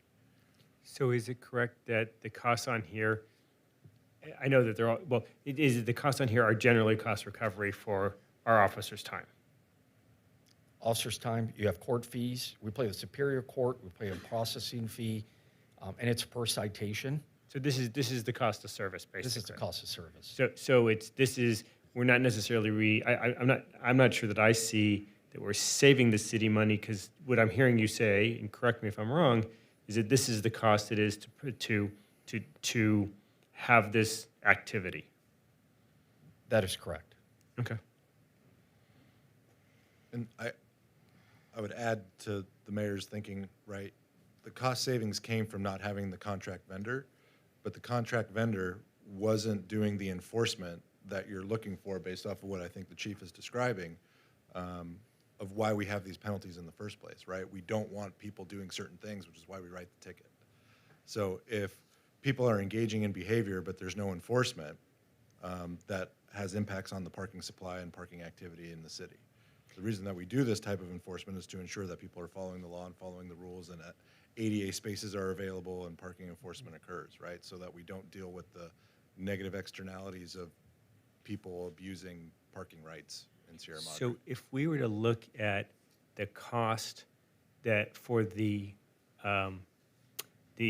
third-party enforcement that we had before, and the revenue that comes from that, and the cost now that we have for doing it internal and the revenue there, were we paying more for a third party and getting less revenue in? I think anecdotally, that's what the chief would tell you, but we would have to go back and look at those numbers and figure out, essentially do a cost study on these fees to determine all of that. Okay. And that's a significant amount of work, I think, for very little reward. Are there other examples in this fee study under police and fire that is using less to benefit our city than our fee recovery? For instance, let's say responding to an alarm that's off, or having a street party, what do you call them? Like a street party, and closing off the streets. Are those less than the fee recovery? So the alarm fees, that's a whole different subject that I'm going to bring up next month, that we're doing an analysis, in-depth analysis on. So right now, recovery fee for an alarm call, you're not going to recover the total amount. First alarm or false alarm call is zero fee, zero. And then at first or second is $100. It goes up $200 and $300. However, since I've been here in part-time and full-time status in 10 years, I've never seen that enforced, because we have no system in place to enforce the multiple activations. I've already done an analysis. I have residences or properties that have had 24 alarm activations in 1 year, homes with 16 activations 1 year, and we haven't recovered cost recovery. What's the difference with an alarm call? It should be a lot more expensive, but it's consistent or standard or best practices along all the other agencies. Those are set fees. Is when you have an alarm call, if you have an open door, hypothetically, or you have a large property, you still have to search the exterior of the property. Obviously, if you have an open door, the interior, and that may require the entire department, which is 1 sergeant and 2 officers, and if it requires outside resources. So you can see the cost recovery. We also use an airship or a helicopter. It would be in the thousands if we went for full cost recovery on a false alarm. So we would get a partial. When we use airship, do we get charged directly? We're paying a year Oh, but annual, for the okay. cost. Yes, A subscription type of program. yes. We don't get billed per time that we use them. That is correct. Okay. We don't get billed, but we do pay annually Okay. to Pasadena. I was like, whoa. Okay. Thank you. Any more questions on fees? All right. Thank you so much, Chief. You're welcome, ma'am. Do we have any public comment on fee schedule? Madam Mayor, there were no speaker cards submitted. There were also no emails and no participants in the Zoom. Discussion.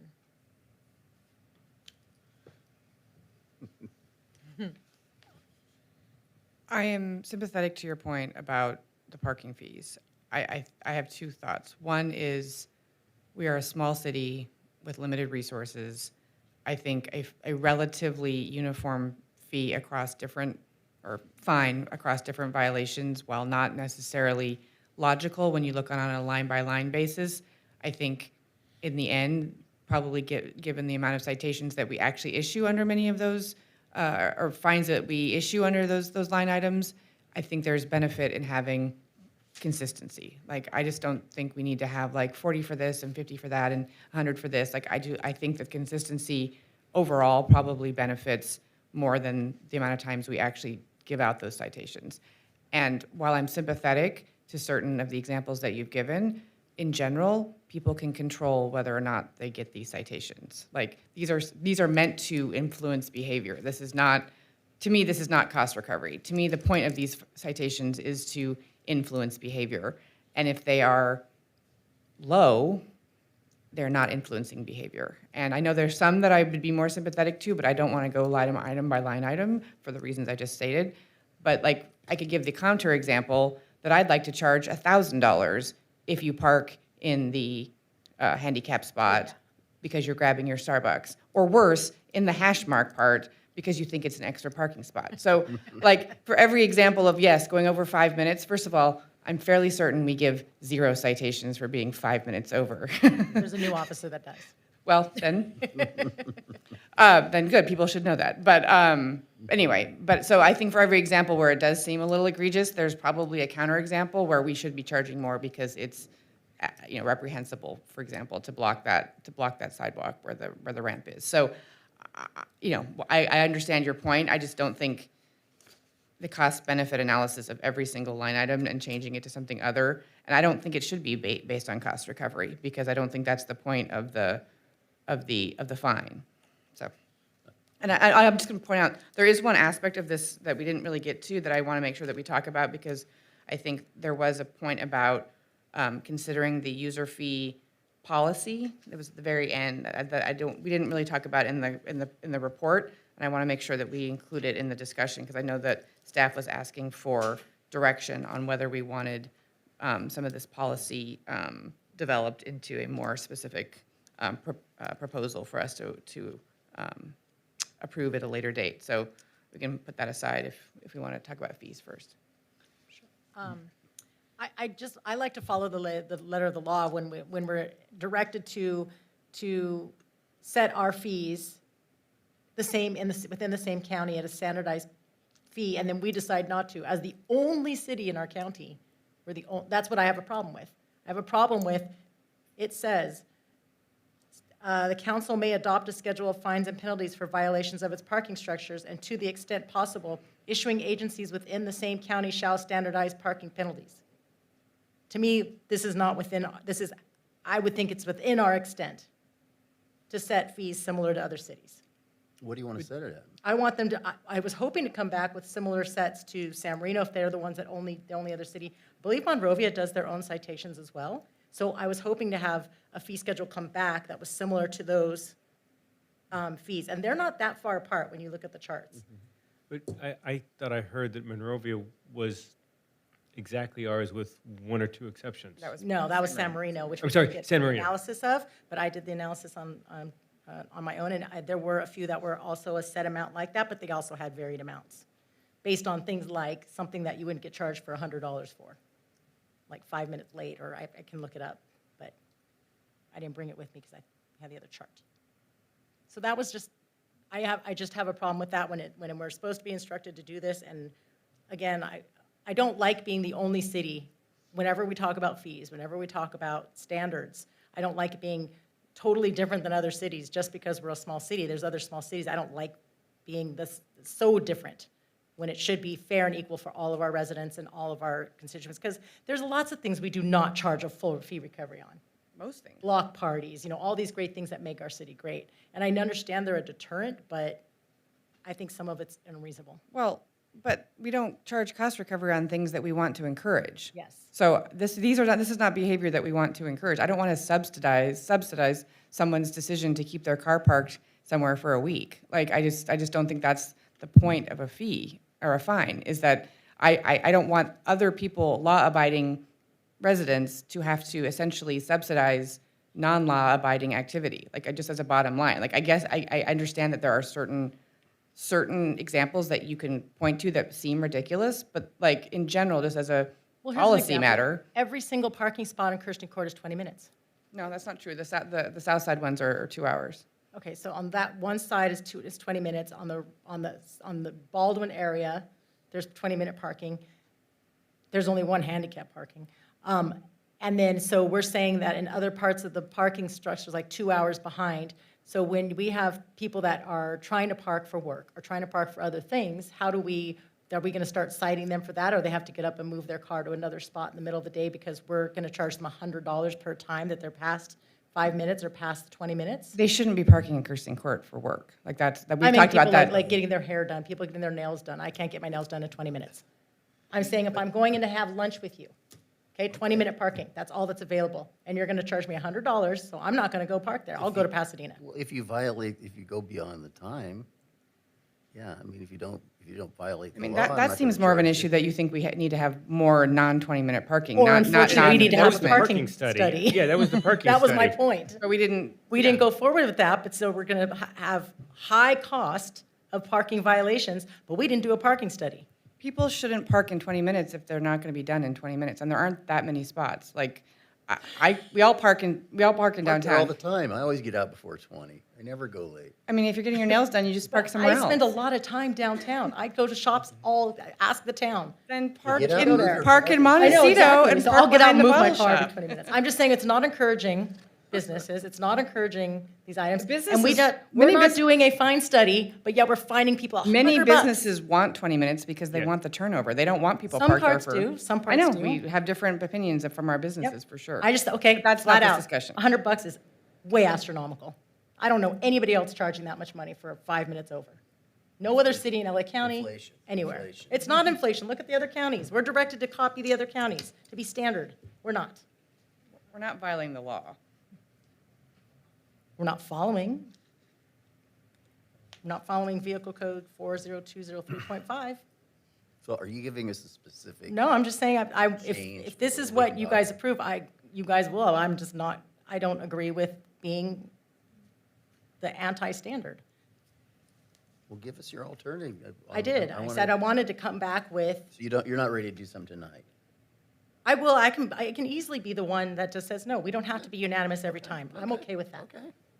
But I'm just wondering if you have. It'll be like the time we adopted the taking on a Bailey Canyon, and I was the only one that said, I don't want to take on that cost. With the specific fine that we're talking about is $100, and you're not suggesting we do it for 80. No, I'm suggesting it's varied like other cities. It's varied according to the violation, like every other city in LA County. But, I mean, I look at Arcadia, and like, almost all of them are the same. It's 75 down, and there's a difference in the bus loading, which is more, it's more in a no curb for wheelchair access. Like, they have 75 almost all the way down in a couple of different ones. I mean, Yeah. to me, it's very consistent. So we've got Arcadia we're very consistent with, and we're very consistent with San Marino. I mean, if there were, like, to Councilmember Goss's point, if there's a specific one, if there's one in there that you say, like, I'm open to considering, if it's the 5-minute one, point us out to the 5-minute one, give us a proposal on what the cost is. The 20-minute one's downtown. Yeah, Yep. I mean, You want to cut that down? yeah, I'm open to it. I'll listen to it. Okay, so if we looked, I wish we had San Marino's right here, and I didn't copy and paste it over. I only copy and pasted my AI version of Pasadena and Monrovia. So, like, for instance, parking intersection was, there we go. Done. Oh, awesome. Thank you.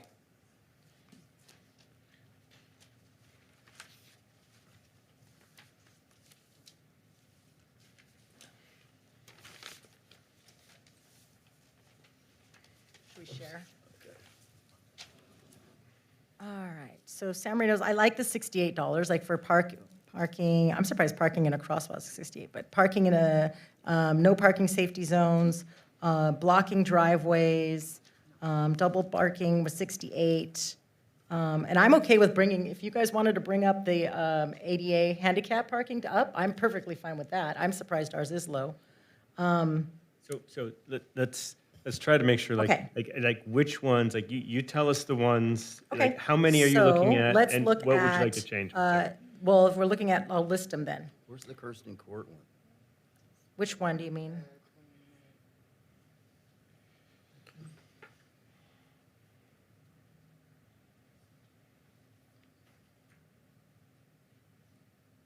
The Christian Court one, would you mean for overtime parking or parking past the time? Yeah, I don't see that. Where did it go? Would that be business? Would it be storefront? Well, parking in Is it intersection in Kirsten Is it Court. disobedience to signs? Which one, Chief, which one is covered by, is it disobedience to signs is covered by overtime? That's, That's the one that, like, if you go over the stated length. Thank you for the question. Yes, it is, ma'am. Okay, so that's the, like, fifth or seventh down. And like I said, the median is $75 if you look at them all. Okay. But no, I don't think people should be blocking, like, people also decide that the middle of Kirsten Court is also a parking spot, so I don't think that. that's right, they do. Okay, so how about we follow, say, San Marino and/or Monrovia, where fees such as blocking driveways, parked on sidewalk, opposite side of the street parking, double parking, Honestly, I'm not sympathetic to 68? any of those. Like, people shouldn't be double parking or parking in front of my driveway. Like, I would not be happy if. Yeah, I don't want to. And that's what, Driveway double has to be- parking is one of the biggest problems we have at pickup and drop off at the schools, is that people pull up and double park and send their kids out to get out between cars. Like, I want that to be. so we should be, well, I guess Are you if we're getting soft citing. on crime, Madre? No, hell no, heck no. But that also means that like Uber drivers and delivery are the double parkers. I park on the wrong side all the time when I'm dropping stuff off at my house. I'm not gonna lie, totally go over. I'd rather pay $68 or $65 than course. $100. And it's not gonna probably deter my behavior. Same thing with this, speeding. But my point is, I don't like the excessive amounts. So when you ask me which ones I would look at the same as the other cities then. Expired registration, foreign registration, damaged license plate required, but I think those ones are also coming up, when we've seen them as violations, they're ones we have to argue, and then we're going to the process of canceling the ticket, and that's even more costly. Right. So if we So- put it at 65 instead of 100, that probably people would pay it instead of arguing it and then costing us less. Registration tabs requested 100, I'm okay with. Disobedience to signs, 68, I'd rather drop it to 68. So disobedience to signs all the way through, if you look at our chart, down to double parking, I would say 68, but if you guys don't like that one, then fine, we'll just include that one on 100, but opposite side streets, that one, those items would be $68, which is basically code 22500, A, B, C, D, E, F, and G. I'm sympathetic to disobedience to signs, and that's it. Like, I don't Okay. think people should be parking at intersection or parking in a crosswalk, parking on the sidewalk, blocking my driveway. Driveway blocking Parking is more than actually 18 inches from the curb, $68. Oh, I could give you that one. What is a vehicle left parked or standing? Like running? Mayor, may I ask the chief a question? Yes. Chief, of all these vehicle code sections, which one do officers use most often to cite vehicles? It would be the overnight parking and the sign. The disobedience to sign? Correct. Disobedience to sign would be the most common. What is vehicle left parked or standing? That's when you leave a vehicle running, Running. unattended and abandoned, yes. So Kirsten Court's a prime example. Yeah. They get off to Okay. the art center there, and they leave their car running while they walk their children up. Because you're not parked if it's running, right? So you're not Correct. parked illegally because you're not parked. Teslas have that running ability for your dog, and they have a dog ability in Teslas now. So it's like running. It's funky. Okay, so for that, I would say $68. But anything else, let's see, let me look through the part. So I'm still, I mean, I'm kind of with How would you Councilmember know if someone Creeves. set their parking brake? So I'm kind of When with. it rolls down the street. Yeah, I mean, I don't know that I want to get into doing all of these. I mean, we've got to, at some level, trust staff to do this, and, maybe 2 or 3, and I'm comfortable with. Okay. I'm going to give you 2 or 3, too. Okay, let's do the street take your sign, best the shot. sign, meaning over violating the. Disobedience of signs? Disobedience of signs. The parking 18 inches from the Okay. curb. Okay? Do that. And you want to set these at 65, 68 or 65, I'm fine with whatever. And there was the other one. I'll give you parked on a bridge. We don't have a bridge. We do, but they're Parked on the private bridge. bridges. They There are you go. private bridges. We do have at least one bridge. I don't, Yes. public We bridge? do have one bridge. La Rocas, Mm-hmm. that's a bridge. But is that oh, you're right, it's a public bridge.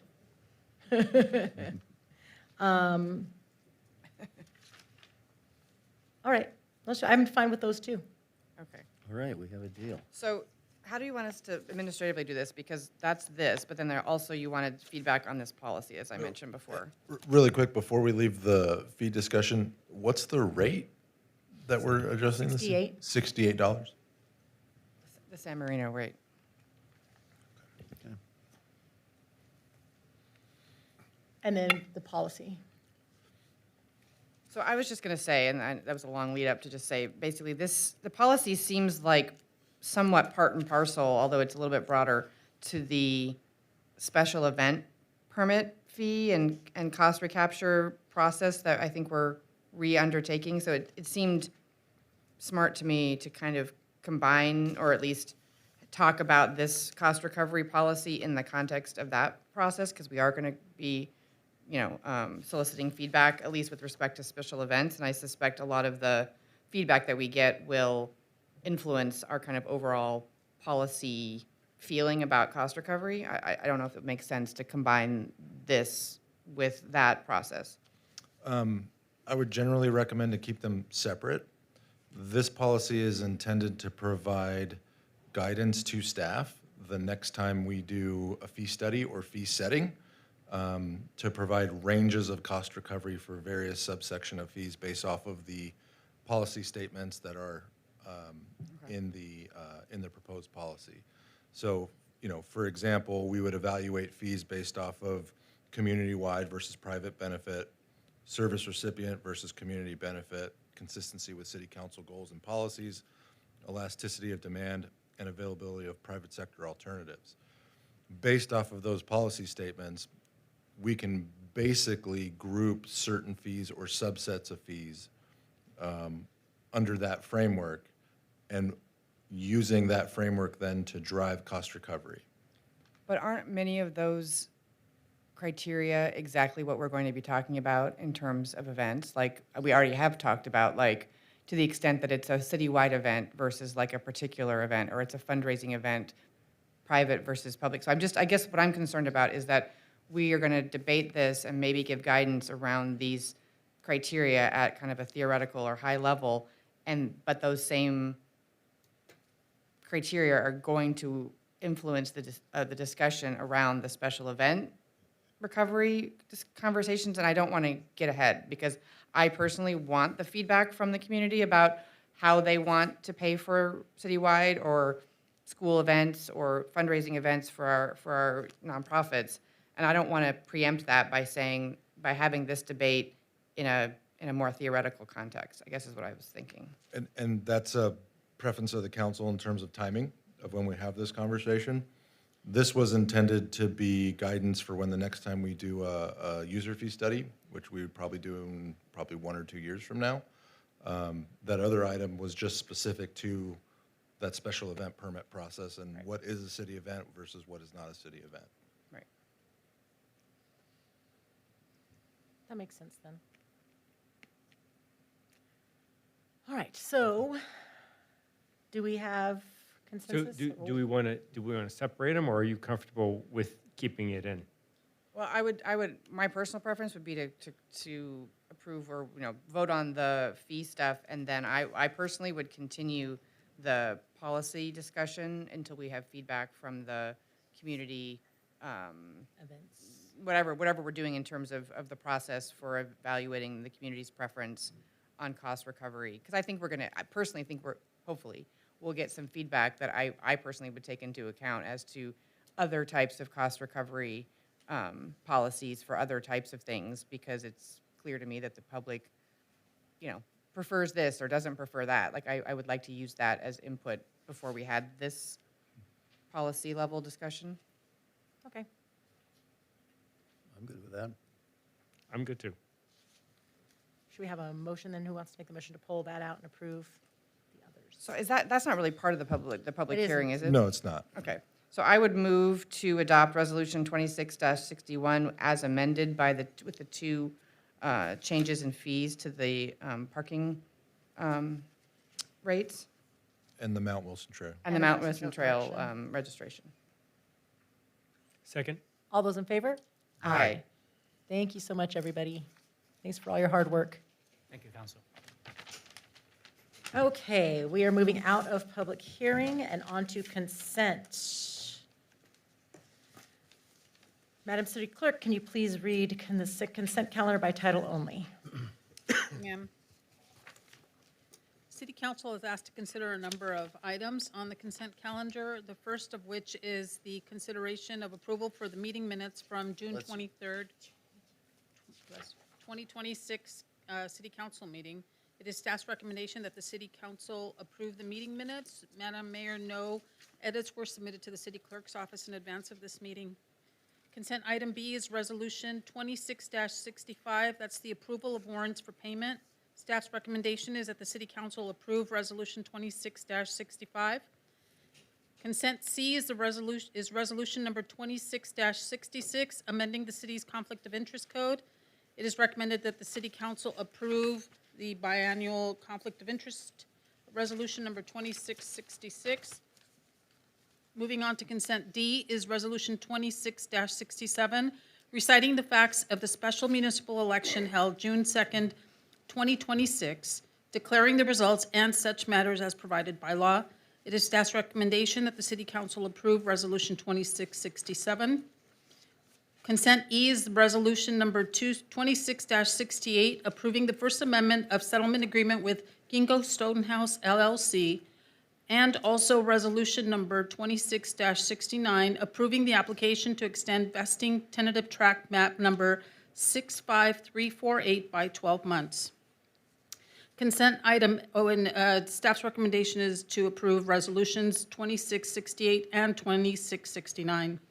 Consent F is resolution number 2670. It's amending the classification plan and salary matrix for Classified Employees Association and confidential exempt employees, adopting the Classified Employees Association MOU, and adopting amendments to the terms and conditions of employment for the executive management and confidential exempt employees, approving the city manager's performance bonus, and resolution 2674, approving the fiscal year 2026-2027 budget adjustments and appropriations. It is staff's recommendation that the City Council approve both resolutions 2670 and 2674. Consent G is resolution 26-71.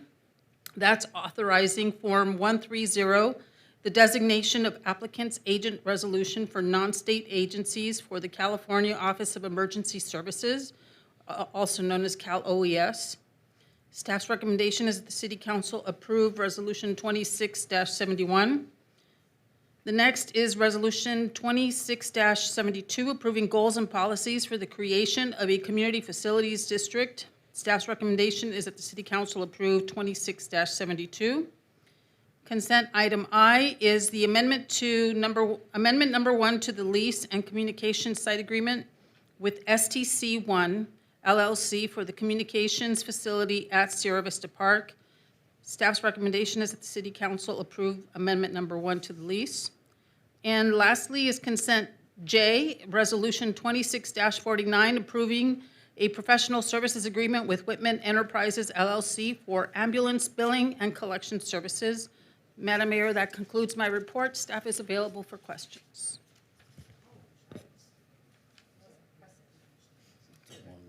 Okay, let's see. Council, do you have questions on item A? Item B? Yes. Should have the mic on. There we go. I noticed that there was a cost to repair the rear fire door at the firehouse.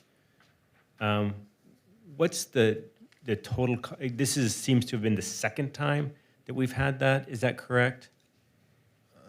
To my knowledge, since I've been here, it's, I think, 2 or 3 times, but I know it's been repaired in the past as well.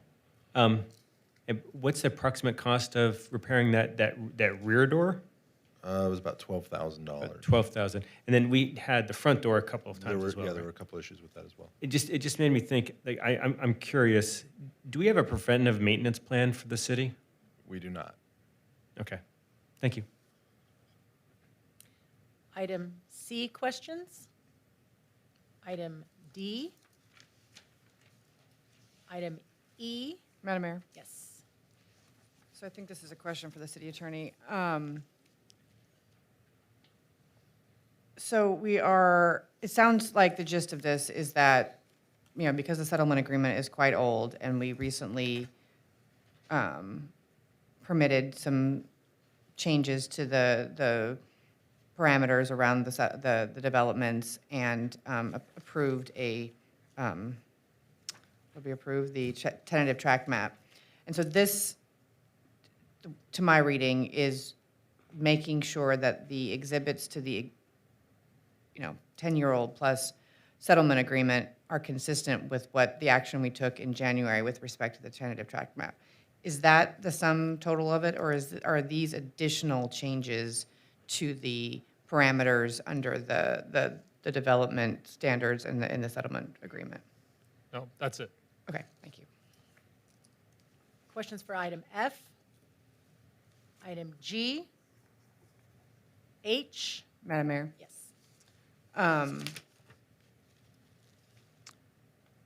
So just a question. So I understand that this is sort of the first step in making sure that the community facilities district that we anticipate supporting the costs for maintaining the park in the Meadows development.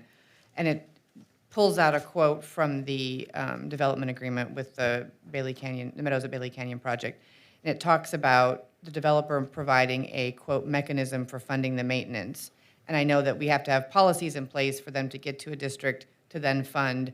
And I just had a question of how that will be funded, because the policy, obviously is broader than just that, and I appreciate that, but it talks a lot about bond funding, and obviously the city is not going to, fund a bond for this district. So I guess the question sort of presented itself as, how do we expect the developer to fund this district to cover those costs once all of those steps have been taken?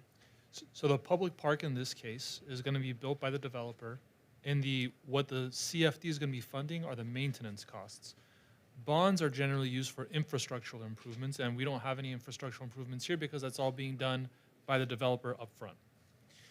So to answer your question directly, it's going to be likely a special tax through the CFD on the 42 property owners within the Meadows project to fund the maintenance of the public park. And that will get collected, much like we pay for the mosquito vector district and all that on the property tax bill? Right. Thank you. Thank you. My other question then, so as it reads, do we name the district after we do the goals, we'll name it, but was the Meadows at Bailey Canyon project is what we call it in the paperwork for our agreement, correct? We haven't got to that step yet. Okay. But you will have an opportunity to name that district in the Okay. future. Okay. And just so you're aware, we're working with this was step one. The developer is covering all the costs that staff incurs related to the development of the CFD, including this step one. And so they're working up the draft documents for a CFD, and you'll probably see that at your September meeting. Okay. Thank you. All right. Item I, any questions? Yes, sorry. No, please don't. So I appreciate that this is a long-term lease for the telecommunications cell tower, essentially, at the Sierra Vista Park, and that currently it's underutilized, and the tenant is not fully subleasing the portion that they can, and that means that it's difficult for them to pay the rent, so I understand that. I did see that it is a indefinite reduction until such time as they find additional subtenants. And I guess I wonder, are we worried that there's no then incentive for them to actually go out and find subtenants if the rent never goes up until they do? I think it's a valid question, but then they're also not generating any revenue from their sublease to a T-Mobile or an AT&T. So there's a profit motive and an incentive for them to find a new tenant. Okay, and then my other question was it proposes pushing out the lease quite a ways, and I did appreciate that there was a interim place that the city might have the termination right. Was there any magic to choosing 2033 in an extension that would go out into 2052? No, I think that was just the agreement that we reached with the corporation and at the advice of the city attorney's office as well. So it'd be about 6 or 7 years out from now, but Yep. still quite almost 20 years before the end of the term. So once that termination right wasn't exercised, then there would be no further ability for the city to terminate until the end of the contract at 2052. Is that correct? Okay, thank you. All right, questions on item J? Okay, seeing we have no more questions, I'd like to open this up for public comment on any of the items on the consent. Madam Mayor, no speaker cards were submitted, and the city clerk's office did not receive any emails on the consent calendar. There are no participants in the Zoom. Open this up for any discussion. I just have a question about the communications tower. Is this pure revenue? We don't expend any costs for providing this. This is literally just renting out space that otherwise would be just our own use. Correct. All right, can I get a motion?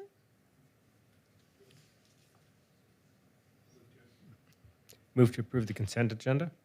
Second. All those in favor? Aye. Okay, let's move on to our discussion items. Update on Enterprise Fleet Management Program, implementation and year one vehicle selection.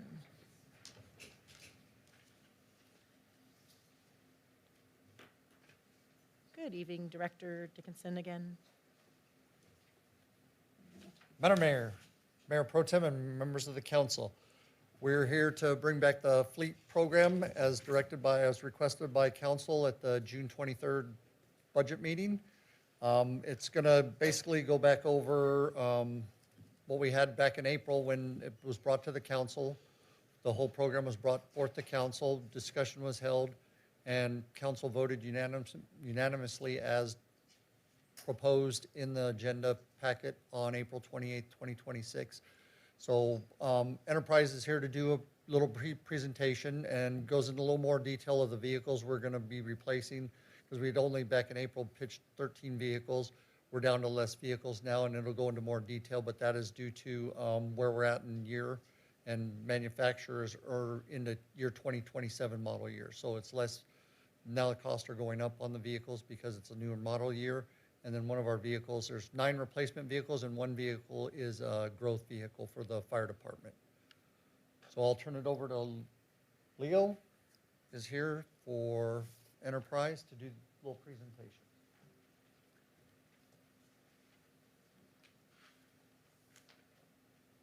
And he's supported by Catherine this evening. Yes. Good evening, Madam Mayor, Mayor Pro Tem Goss, and other council members. Thank you for having me back. And as Brian mentioned, Catherine is here to support any high-level questions that come about. What we put together in the presentation that we will go ahead and discuss is ultimately the process over the last 14 months that we've been working with the previous city manager, Michael now, and Brian and the rest of the team. We wanted to paint a better picture as far as how city leadership arrived at the vehicles that are being suggested to replace, as well as answer some of the questions as far as what the true cost of the vehicles are over the course of year one, and answer any questions you all may have as far as why the cost has shifted from the 13 vehicles down to the 10 now. So.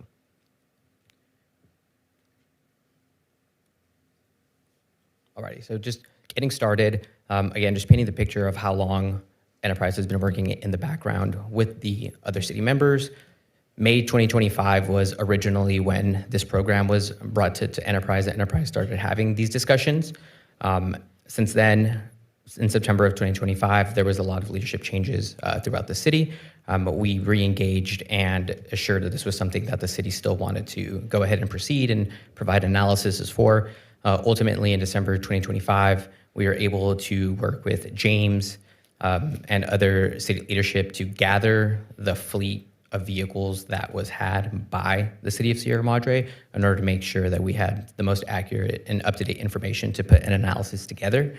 Essentially, since early 2026, we've been meeting in the background with the city manager, public works director, finance director, and others to ultimately collaboratively come up with a plan that is best going to fit the city of Sierra Madre.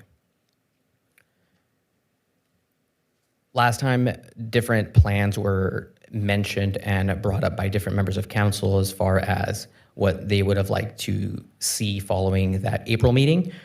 So this here is simply sharing that we did share various different plans with Michael, with the other directors, and ultimately where we landed for the proposed budget of that $258,000 for 13 vehicles was the decision of the city leadership that we were meeting with. Enterprise provided the 3 different plans you see up there, as far as Plan A being the most aggressive and replacing 21 vehicles, Plan B a moderate 13, and then Plan C a more conservative 9. The reason for the Plan B was to make sure that the city was able to see the benefit of partnering with Enterprise and being able to do more with less when it came to your budget, but was also going to go ahead and replace a sizable amount of vehicles. So that was ultimately the decision that the city arrived at and the reason we presented that back in April. As Brian mentioned, Plan B has shifted since we originally came out back on April 28th. We have since adjusted to only being able to replace 9 vehicles as well as 1 growth vehicle to accommodate the deputy fire chief. As Brian mentioned, the reason for that is primarily the model year increase from model year 2026 to model year 2027 across the different manufacturers, as well as the targeted vehicles in the original plan has then shifted through meetings with leadership at the city level. And that's just them asking Enterprise to put together different vehicles that need to be replaced, things that go into those as far as being different upfit cost. So that little box down there is just a very quick breakdown that we're going to go over at a high level as to how we got that new number of 256,000. So what we take into account and Enterprise does when the city decided that they wanted to replace certain vehicles, we worked with Harry and ultimately put together what we call a total cost of ownership analysis. We presented all the different manufacturers and ultimately left it up to the city to decide which manufacturer they wanted to go with, what was going to be the best use case for the vehicles. And we went through many iterations of a Plan B until we came up with the vehicles that city leadership best sought was going to go ahead and fulfill all of their needs and what Enterprise was able to get at the best price for the city. So all of that went into the 10 vehicles that are selected that we're going to go ahead and show you here. So as you guys, at the request of the council from the last meeting, what we have here up top is the 9 vehicles that were selected by the various departments that need to be replaced or that they are targeting for replacement. You have your internal unit ID for the city, as well as the different departments, the year, make, model, and series, and the estimated odometer for all of the vehicles. The bottom 9 are the vehicles that won out going through the Enterprise analysis as far as what could be acquired for the lowest total cost of ownership and what would allow the city to replace more vehicles with the same budget. Here we were able to put numbers to those 9 vehicles as well as include the growth vehicle for the fire chief. It reads left to right as far as vehicle numbers and then the true cost on the right-hand side. What we're ultimately accounting for on the annual basis is the monthly cost, that full maintenance rate that we discussed back in April, which would ultimately be fixed and budgeted for the term of the vehicle. Any aftermarket that is going to be placed on the vehicles, as mentioned, some of that changed between the original Plan B to now, so the different aftermarket is reflected for the different vehicles. The down payment on there is going to be just the cost of the aftermarket divided in half minus any of the equity that we're expecting to receive from the vehicles, and ultimately a total annual cost for each car. What we wanted to highlight is that equity at the estimated term. So today, replacing the 9 vehicles, we're expecting $36,000 in equity that could be used towards the down payment of the 10 vehicles that would be acquired for the city. We just wanted to go ahead and highlight there that at the end of the term, we're expecting these 10 vehicles to have $132,000 in equity, which is ultimately going to cover any aftermarket that would be needed on the new vehicles, as well as go towards the principal to reduce that monthly cost. So on the right-hand box, just giving a read from top to bottom, we summed up the total down payment across the 10 vehicles, the equity coming from the 9 that are being sold. That 153,038 that you see there are for the vehicle payments at an annual cost. So that would be years 2 onward towards the end of the term. And that's ultimately what you guys would continue to see as payments. Now, one thing we wanted to highlight just based off the last conversation is there is a cost there of $51,000 that is being tagged onto the budget, but isn't a cost for enterprise vehicles.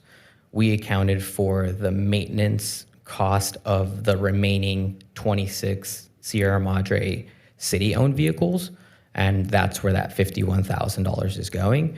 As you replace more through enterprise, ultimately that $51,000 would continue to decrease since there would be less Sierra Madre-owned vehicles and more enterprise vehicles leased, or Sierra Madre vehicles leased through enterprise.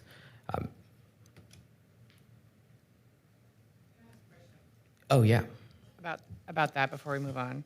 So that call it $52,000, that's just your plug number in this to show what you would expect that we're paying maintenance on the cars that we haven't yet replaced through this fleet management program? Or are you saying that you are now going to provide maintenance for the entire fleet, even cars we're not getting through you?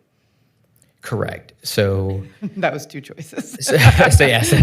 So that $51,000 is an estimated number as to what the vehicles that are not leased through enterprise would cost the city of Sierra Madre, but they are being plugged in to the enterprise network as far as still having access to all of the repair shops that the leased vehicles have, and they would be receiving the discounted rate that enterprise has negotiated for all of our partners. Thank you. I didn't appreciate that was part of the package, so thank you. So just a follow-up on that. So we could choose to do the maintenance ourselves with our own staff, or we could use Enterprise's network. We're not locked into using your network. Correct. Okay.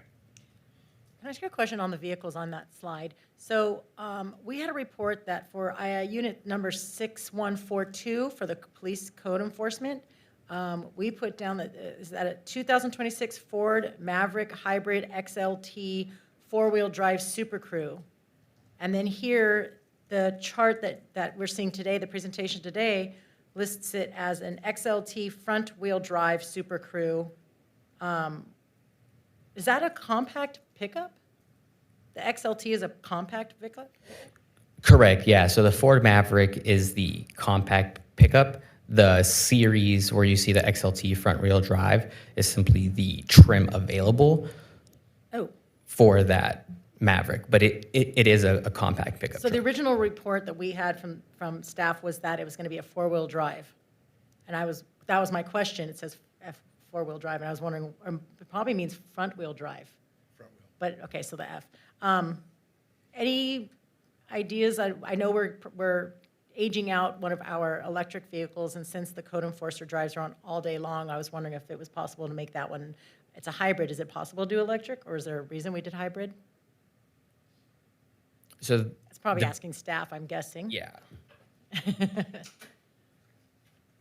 That would probably be more so because of the turnaround time and the charging, so make sure we have that available. And then just because of an EV pickup would be a real full-size pickup. And there's They not don't have many, little ones? there's not very many full-size EVs anymore. Ford's stopping their Ford Lightning. About the only one left is the Chevy Silverado, so. And do we need a pickup for a He code needs- enforcer? Yeah, pickup would be.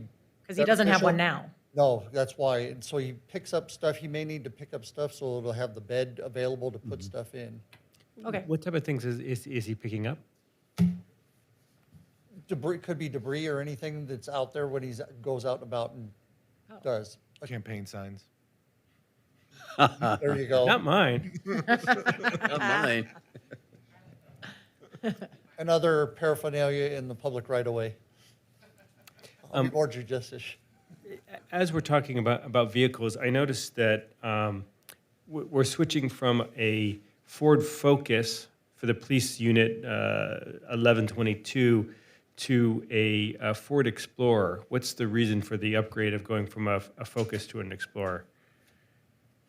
They utilize that also to transport staff to and from events and other aspects for training purposes as well. So a little more comfortability when they're traveling to, that Ford Focus is a very small vehicle.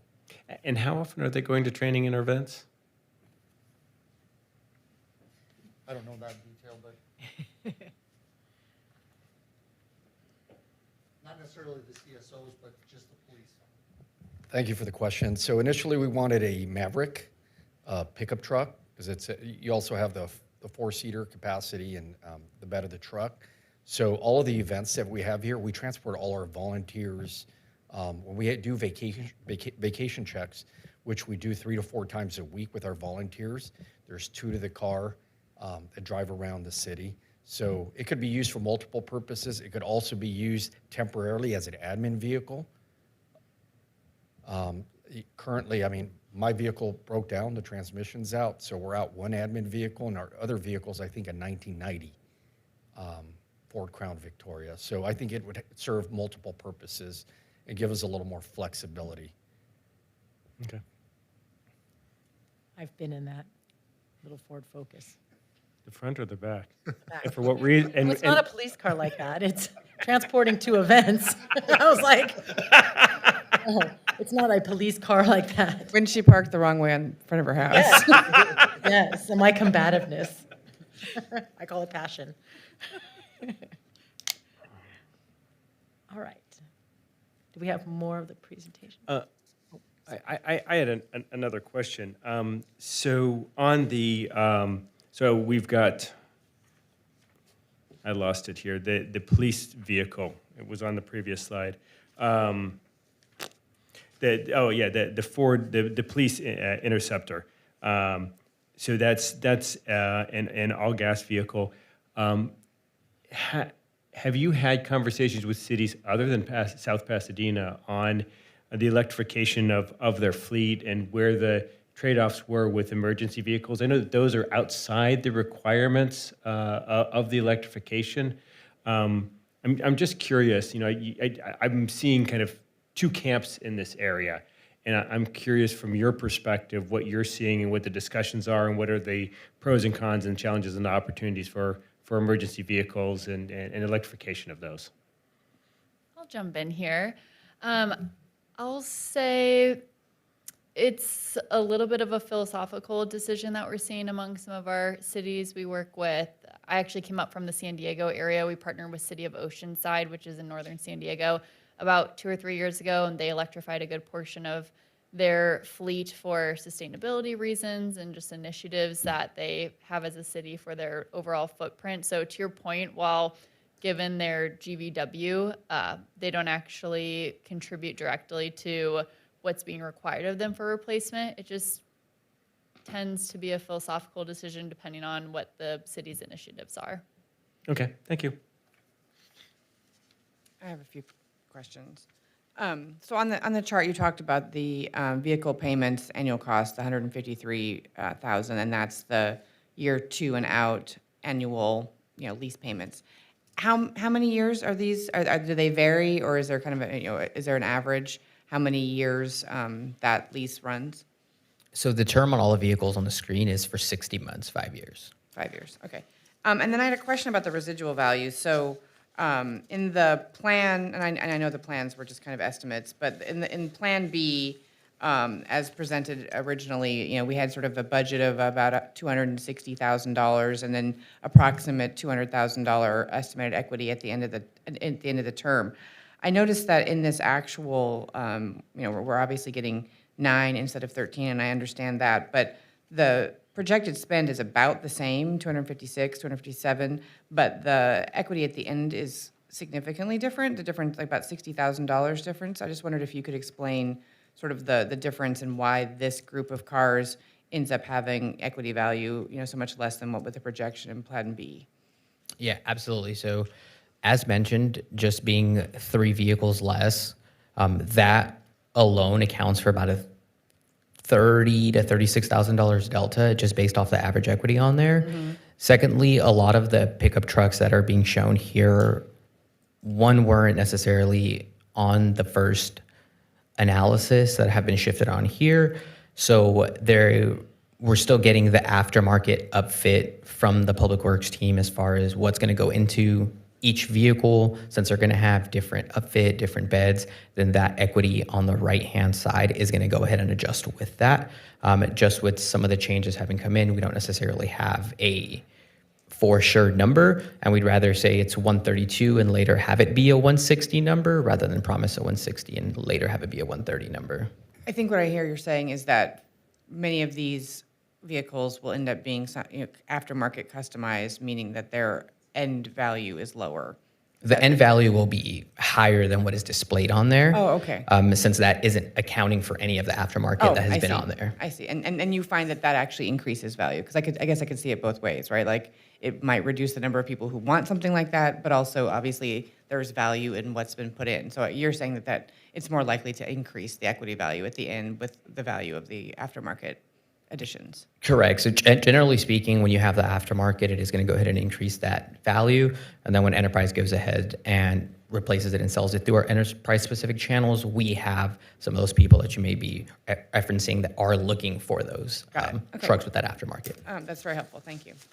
And so you mentioned that you'd swapped on a number of the public works vehicles on that. Can you tell us a little bit about what was in that process and why we switched out vehicles? Why do we choose these vehicles versus the ones that were in the first round?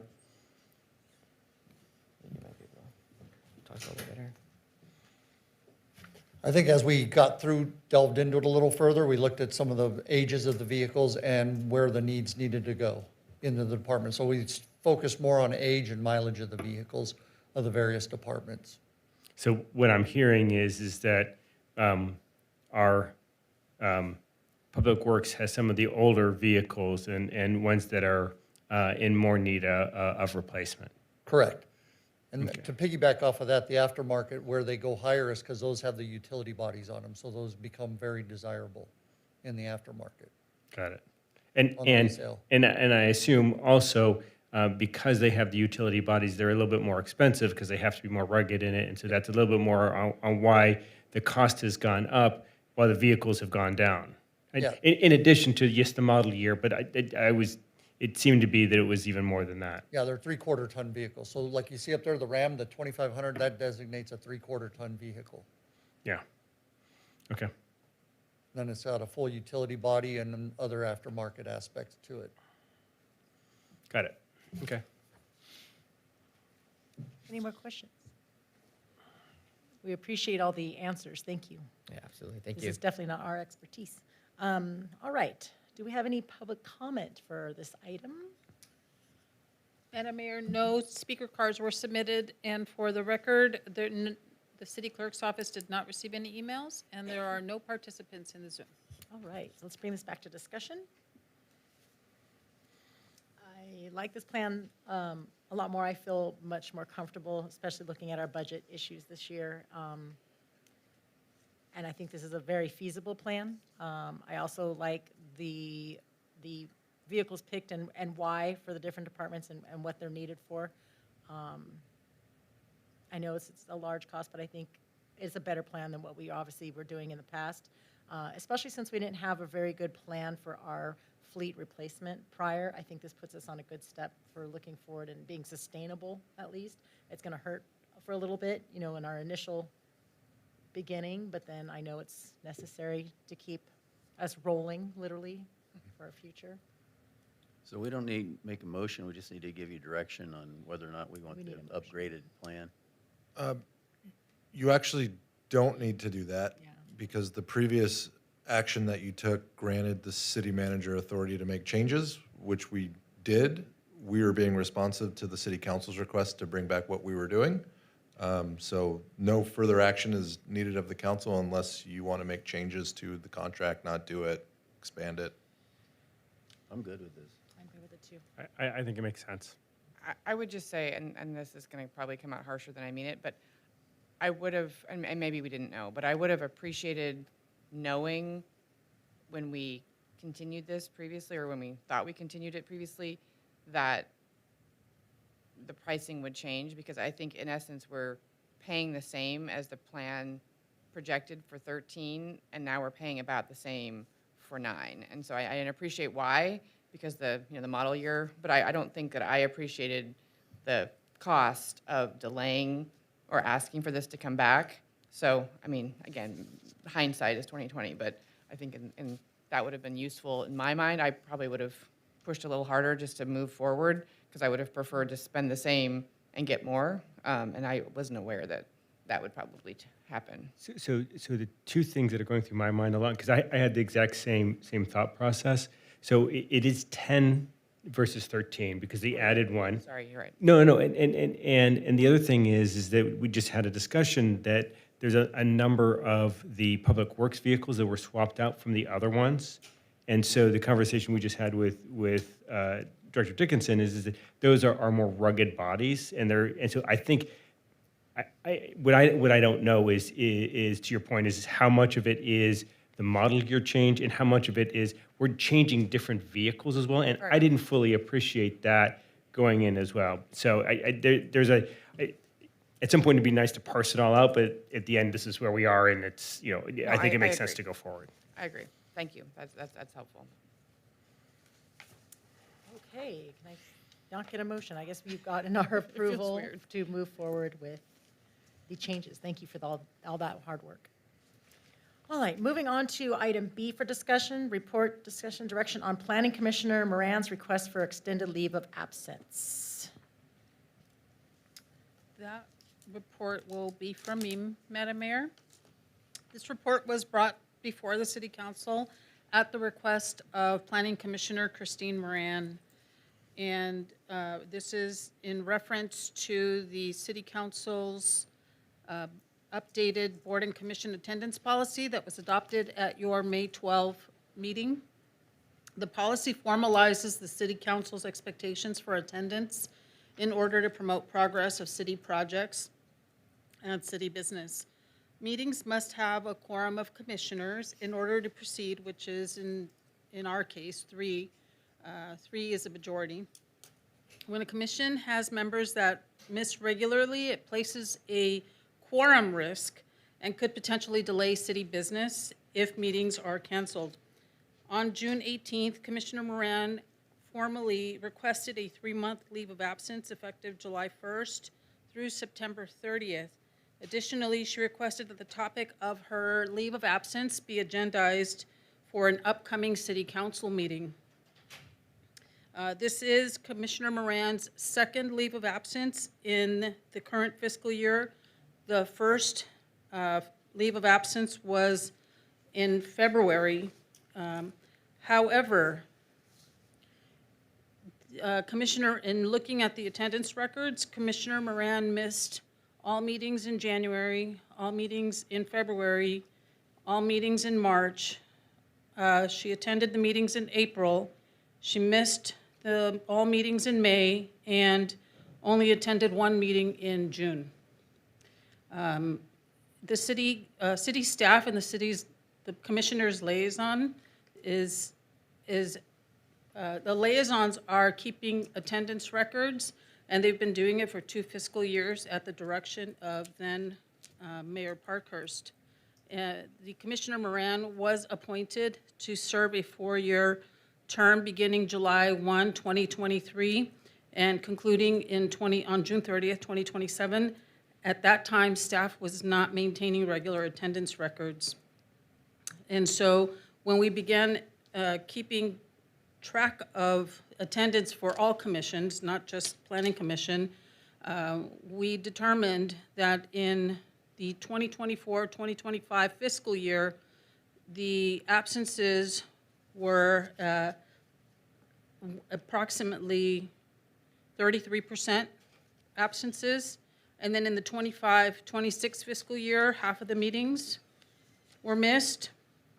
The policy that was adopted by the City Council in May states that the commissioners may not miss more than 25%, so both fiscal years are above that 25%.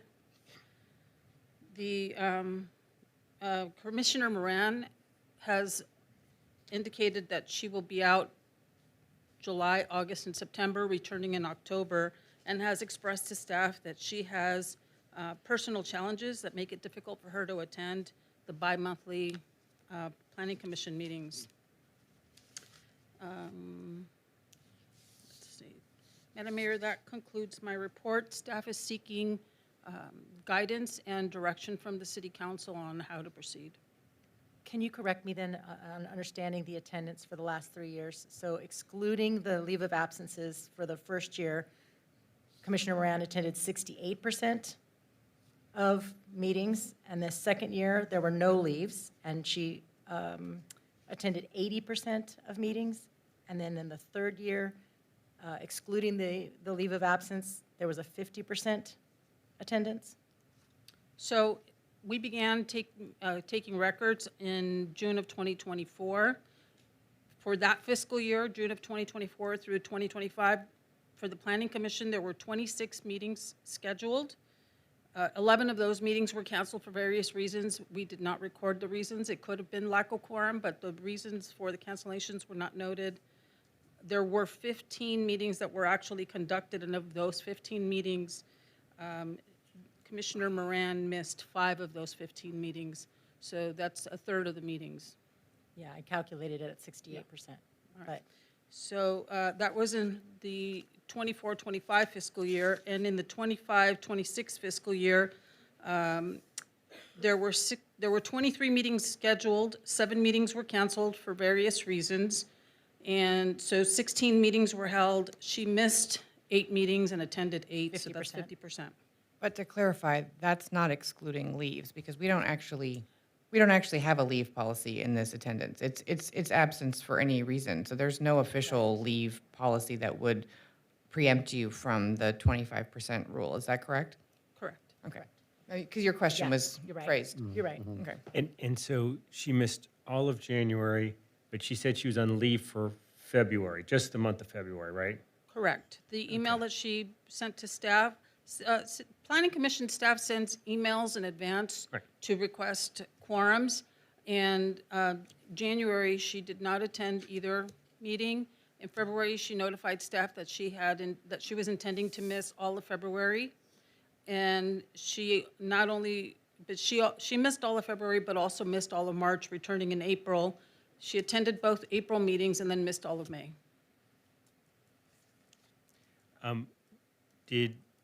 When this was agendized, was she informed that it was on the agenda and was given the opportunity to come and be here? Councilmember Parkhurst, the item is at her request. Okay. So she was aware that it was on the yes, agenda tonight? she requested that this be brought before the City Council. Can I ask, I mean, obviously, you don't know her motivation, I don't mean it that way, but there's nothing in the policy that directs, suggests, requires anything that this matter be brought before the city council. So I'm a little confused. No, it says that if you want a leave of absence, you deliver it in writing to the mayor. It says nothing about needing to be agendized in a meeting, because honestly, I don't think that, I mean, that gets into discussion, we'll get there later. So, but my understanding, based on a plain reading of the attendance policy, there's no action by the city council required, recommended, suggested with respect to leave of absences. Is that a correct So- reading? So this was brought to the city council at the request of Planning Commissioner Moran. And at the last council meeting, Mayor Lowe asked for this to be formally. No, I definitely understand the process, but I just want to make sure that, like, Can I correct that? Actually, in the handbook is where the policy says that in order to request a leave, the commissioner requests a leave of the mayor for it to be agendized. So in the handbook is where that language is. we didn't approve the handbook. No, the handbook is what is already handed out to all commissioners for them to. That was before the policy, right? It's been for, was it 5 years at least that we've had, and then we updated it 3 years ago? The policy is amended every year, but it's existed, the first time I made it was in Oh. early 2000s. Yes, so it is, it's a policy, I forgot. What, can you read the language on the policy? Can. So it's in the Commissioner Handbook on page 14, leave of absence policy. It says, in a policy established by the City Council on September 23rd, 2002, commissioners may request up to a 6-month leave of absence in one term. A commissioner needs to write a letter to the mayor to request the leave of absence. The letter should state the duration of the leave of absence desired. Upon receiving the request, the mayor will ask the request be placed on a City Council agenda for consideration. So if that's what we're telling commissioners, why wouldn't we have included something like that in this policy? Because now this policy is in conflict with what we're telling our commissioners. Because the way I read our policy, our attendance policy, there's no excuse for a leave of absence. So what does it mean to ask for a leave of absence to be approved by the council that then has no bearing on the absent policy? You need to change the handbook. Or we need to No, change we the need to policy? policy.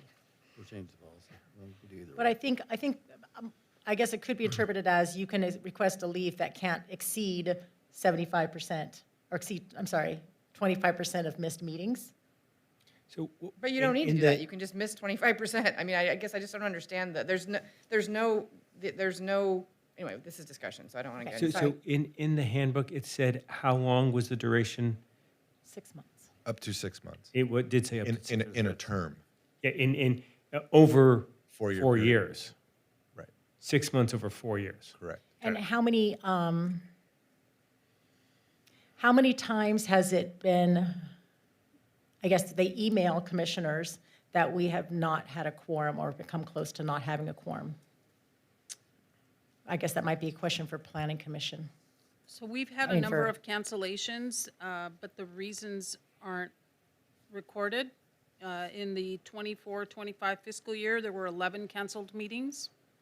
And in this this last fiscal year, 25-26, there were 7 canceled meetings. May I please ask the Director of Planning to come to the podium and ask some questions? Can we take a step back? Because I don't know what it is that we are doing here. Because I guess I was reading the absence policy and was confused about what it means to approve or whatever we're doing with respect to this leave of absence, because it doesn't really have a policy for exempting leave of absences. But now I'm concerned that we've given misleading or So this is why inconsistent advice. So Correct. what is can we categorize what we're doing here so I know what questions to ask and what things to be thinking So about? I always understood the policy, and when this started, when we looked at attendance, we noticed that there were some commissioners that were absent so often that we had an issue with whether we could come to quorum for meetings, not just in this planning, but also in other meetings. So I've already known that, but I'm newer, so I read the handbook more frequently. So you're right, that should have been in the report. The policy and the handbook should have been in the report, as well as the attendance that was given to us earlier when I think it was 2 months ago, we were given the attendance records. probably should have been in the report as well. We're having an issue now with commissions not being able to perform their duties, especially Planning Commission, which has set duties state by state law. So it was brought forward, do we approve a leave if we've had to cancel this week's Planning Commission meeting because of lack of quorum? The meeting prior to that, it was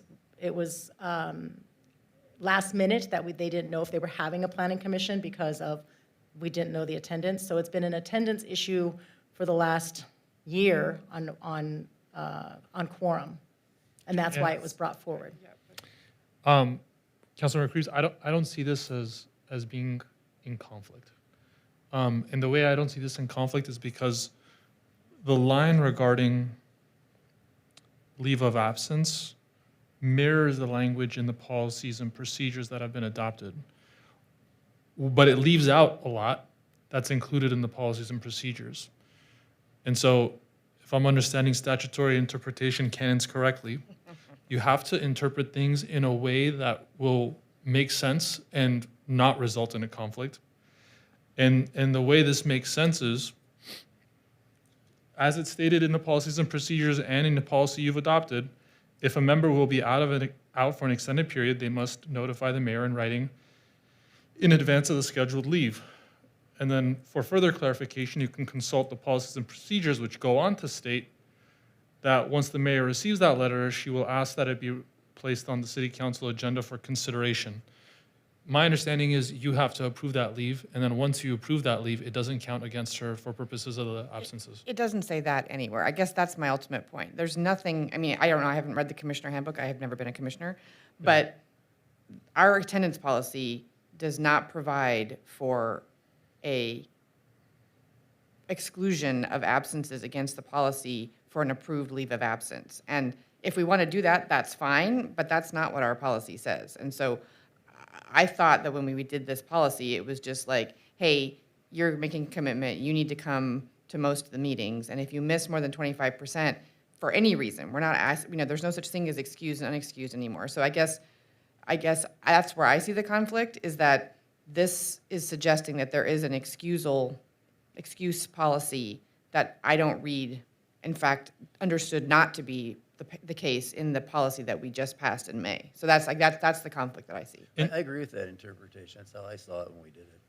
it. I guess the distinction I would make is the section about absences have to be different than the section on leave of absences, right? We have to give those two sections separate meanings.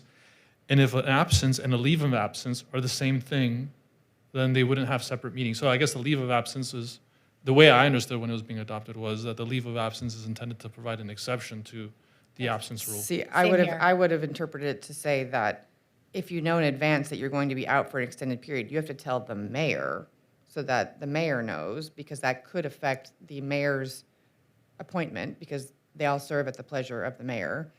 Sure. Whereas if you're just going to be out for a random meeting, up to 25%, you would tell the staff person, whoever you're communicating with on a day-to-day basis. That's the distinction I drew, but I would have expected if it was going to be an excused absence outside of the 25%, then the absence policy would have been much clearer that it was 25%, not including approved leaves of absence.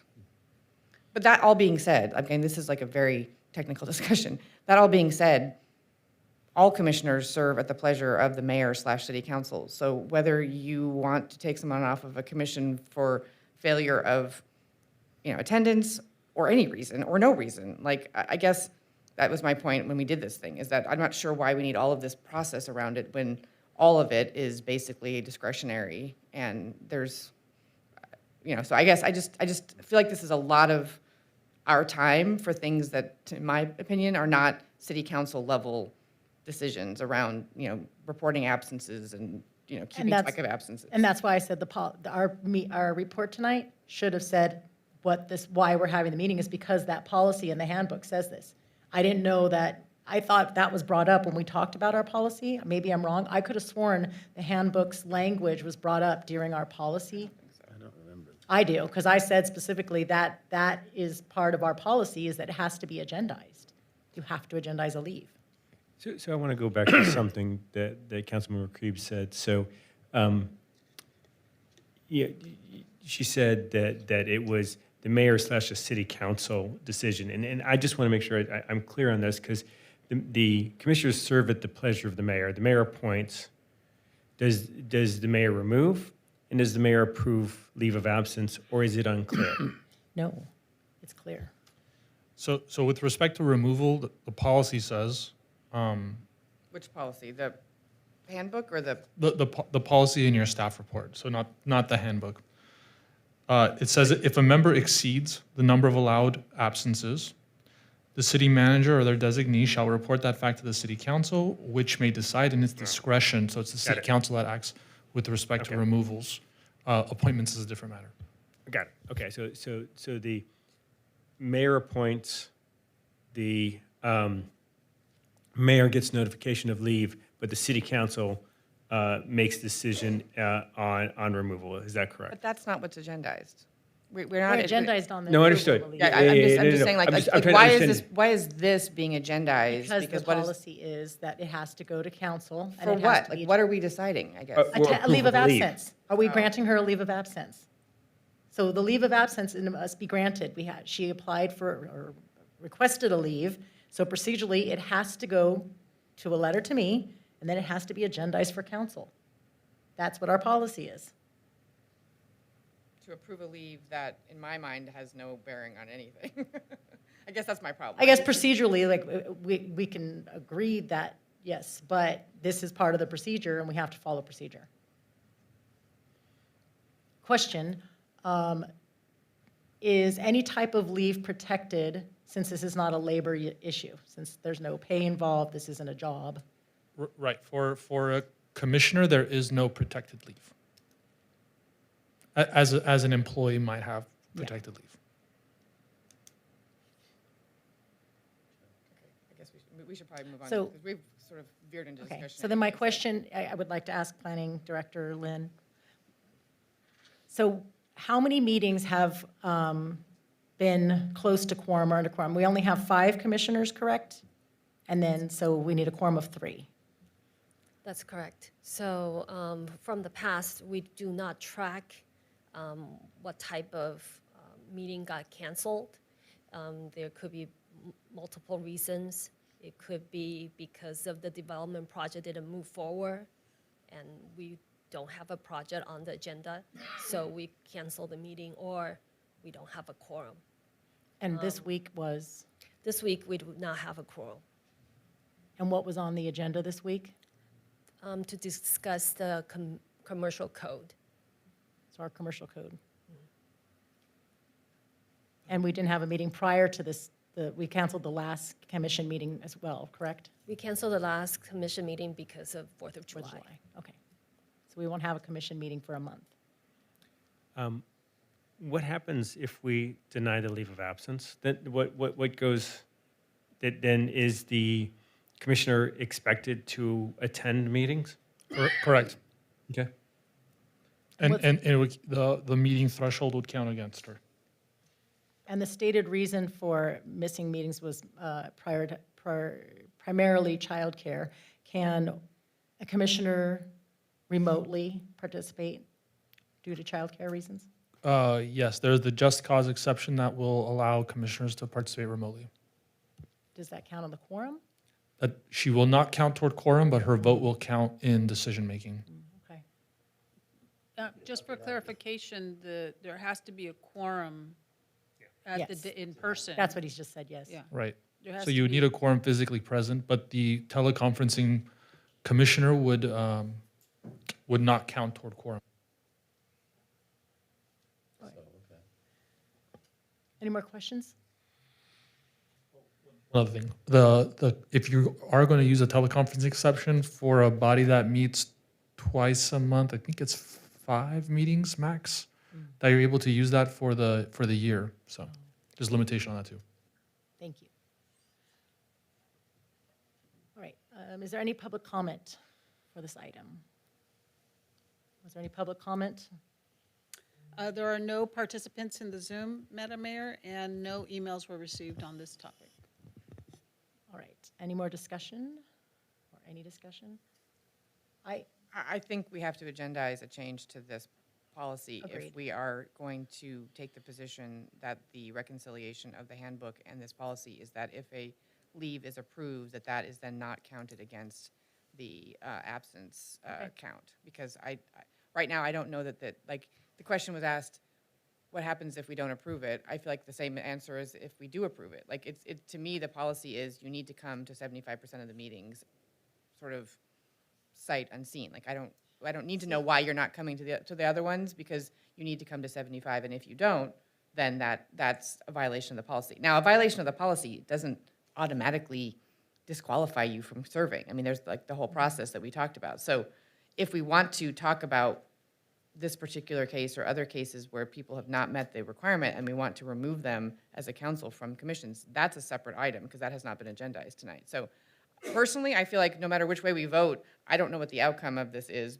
other than whether or not we're allowing her a leave. So we'll agendize that for separate, and we can discuss that policy then. So regarding tonight, if we deny the leave, then she is required to attend planning commission meetings. If we approve the leave, she's required to come to the planning commission meetings. So- I mean, under my interpretation. Okay, so my interpretation is different. My interpretation is if you have a leave, like for instance, we've had lots of commissioners that have had to have leaves, that have taken those leaves and come back and been 100%.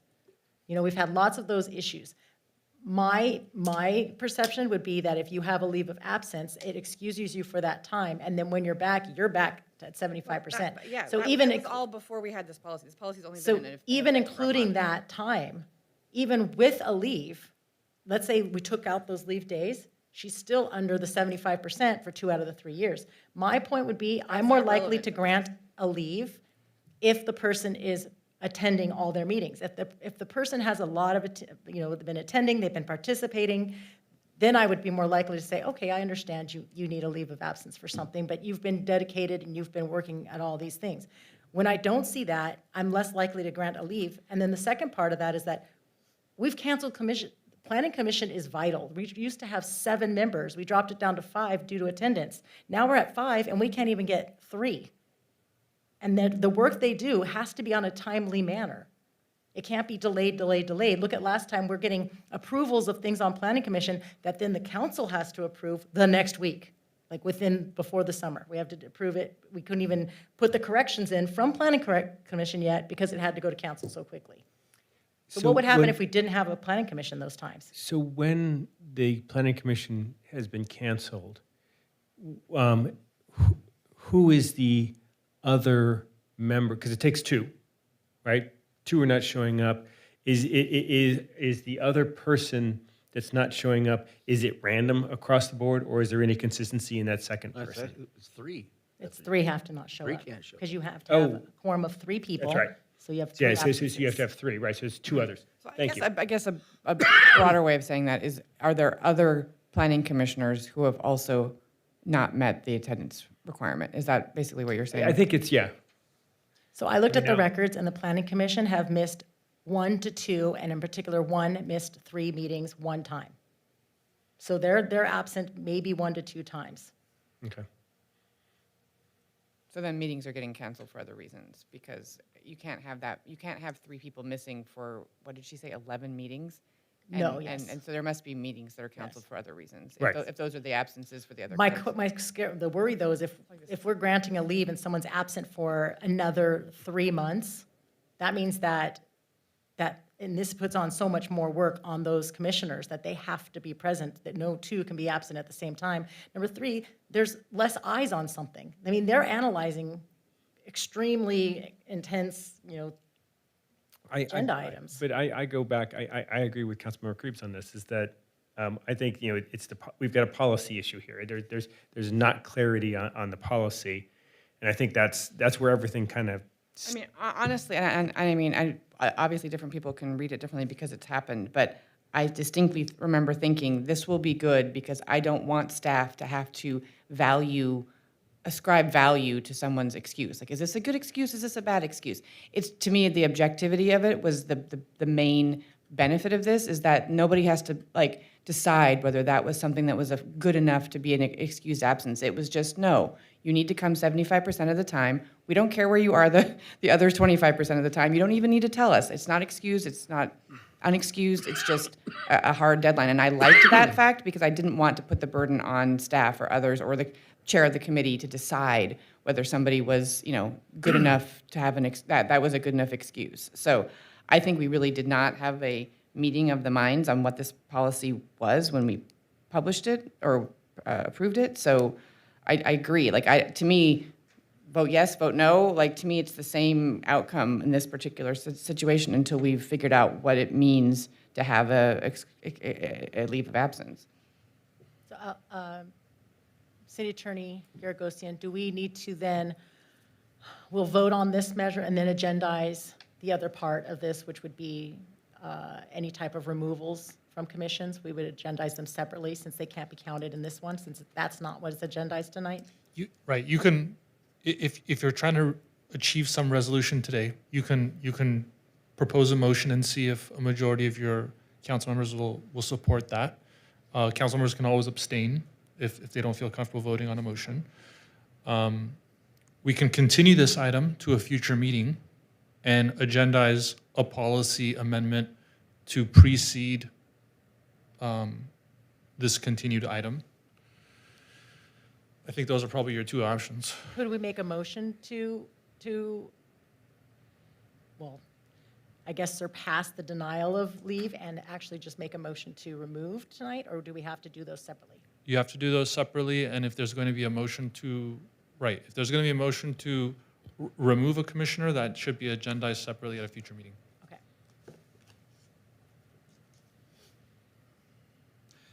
Well, it seems to me that we set a threshold for a reason we all agreed was unanimous.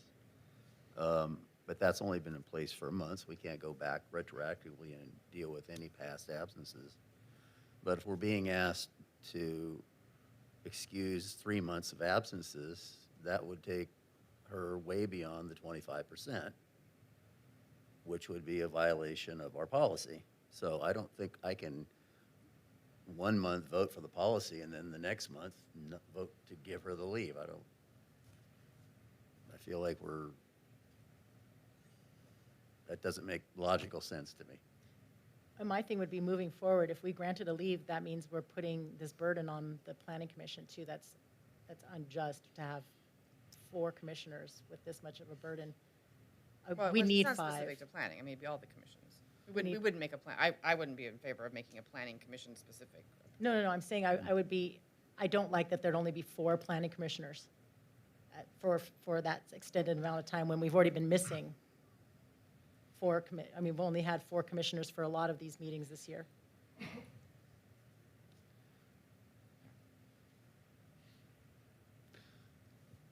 Yeah, it's obviously very awkward because I remember we put her on the commission. I think she's got tremendous credentials. I think she's probably done good work. I wish she'd stay, but we need 5 commissioners, right? That's our job, is to keep our commission staff. So I'm hoping that if we were to deny her this tonight, she'll come back and do the best she can to meet that 25% standard for the next year since our policy was placed. I'm thinking she probably will. I hope she wouldn't, leave the commission on this, but one of the things I don't know what her situation is. And I think that's a perfect jump off where my mind is that the head scratcher for me is that she's not here tonight, right, to discuss it. And we're missing that perspective on it. We only have what we have in the letter and our discussion here. And I'll just note that, at the previous meeting, when we were approving reappointing commissioners, you don't have to show up. We had at least one commissioner, Diane Sands, who came and sat through the whole meeting just for that item, right? And I think that and when we go and we appoint people, we always give a lot of credit to people who come and at least show up. Even if they don't say anything, they're here, they show that they're interested. And here we have a situation where someone's asking for an extended leave and doesn't show up, and I don't know what to make of that. I think if, I probably should have divulged, I thought it was, I don't remember if it was in the report, but I had a meeting with Commissioner Moran about attendance. This was what kind of spurred on her request for a leave. And her reasons were she has 4 children now. When the meetings were changed from 7:30 to 5:30, that 7:30 was a bedtime, so she could leave with a babysitter and she could come to meetings. Since that changed to 5:30 with the new commission, or for the last 2 years, or 1 year, I'm not sure, her attendance, therefore, she has to get 1 to 2 babysitters to take care of 4 children, and that would be too hard. So that's why she wasn't able to, because her husband also works out of the house for work trips. And so he wasn't able to be there to help her watch the kids when he's gone. And then she also has work that she goes on work trips as well. So she said she takes the one baby, the newborn, on work trips, and that it was too much of a burden to get here by 5:30 every single week.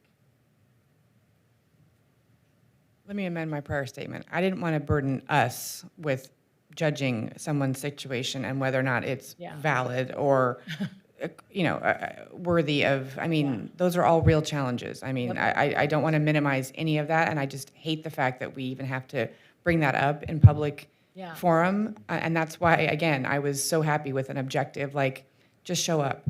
And, that's our requirement. And if it's not working, then, we may need to make a change. So, look, I'm going to abstain. I'm just going to put that out there because I don't think I think the vote for one is the same as the vote for the other, and that to me is just meaningless. So you guys decide what you want to do on this point, because I don't know what it means to approve or deny, because in any instance, she's going to be if she doesn't show up for these meetings, whether she gets approved or not for this leave, she's not going to be in compliance with our procedure, and that's a different question. I just really want to be able to move forward with Planning Commission. I really need, I would feel as the liaison that we need Planning Commission to continue. We can't have it canceled as one of our most important commissions that makes decisions for us that get sent to us. Yeah, but that's not that's not the decision. Well, No, because if we don't approve the leave, then she has to attend, and maybe that will, like you said, maybe that will inspire it to move forward. Maybe she will be able to attend. We only have, how many between then? 3 or 4 meetings till September? I don't know, I didn't calculate the number. Yeah, too much information. You're right. That's very awkward. Yep. I sympathize with her greatly. If she's got 4 kids and she's trying to juggle all that, that's amazing. I don't want to burden her with this. I also, as a responsible member of the council, I have to make sure our commission is staffed. So it's not an enviable position for us to be in, but we have to, maybe I'll just abstain. If we don't have a quorum on this vote, maybe we should just continue. I don't think, if you're going to abstain and I'm going to abstain, then there's we're no, not then meeting there's until no. August. So we don't have, And we have and a the planning commission with only Are they, 4 members. do they go dark? No, they do not. Yeah, they're the commission that does not go dark. As I've often said, planning commission is more work than the city Yes, council. yes. Well, I was the liaison back last year, and I do remember meetings getting canceled for lack of quorum. I don't know how many, but more than one.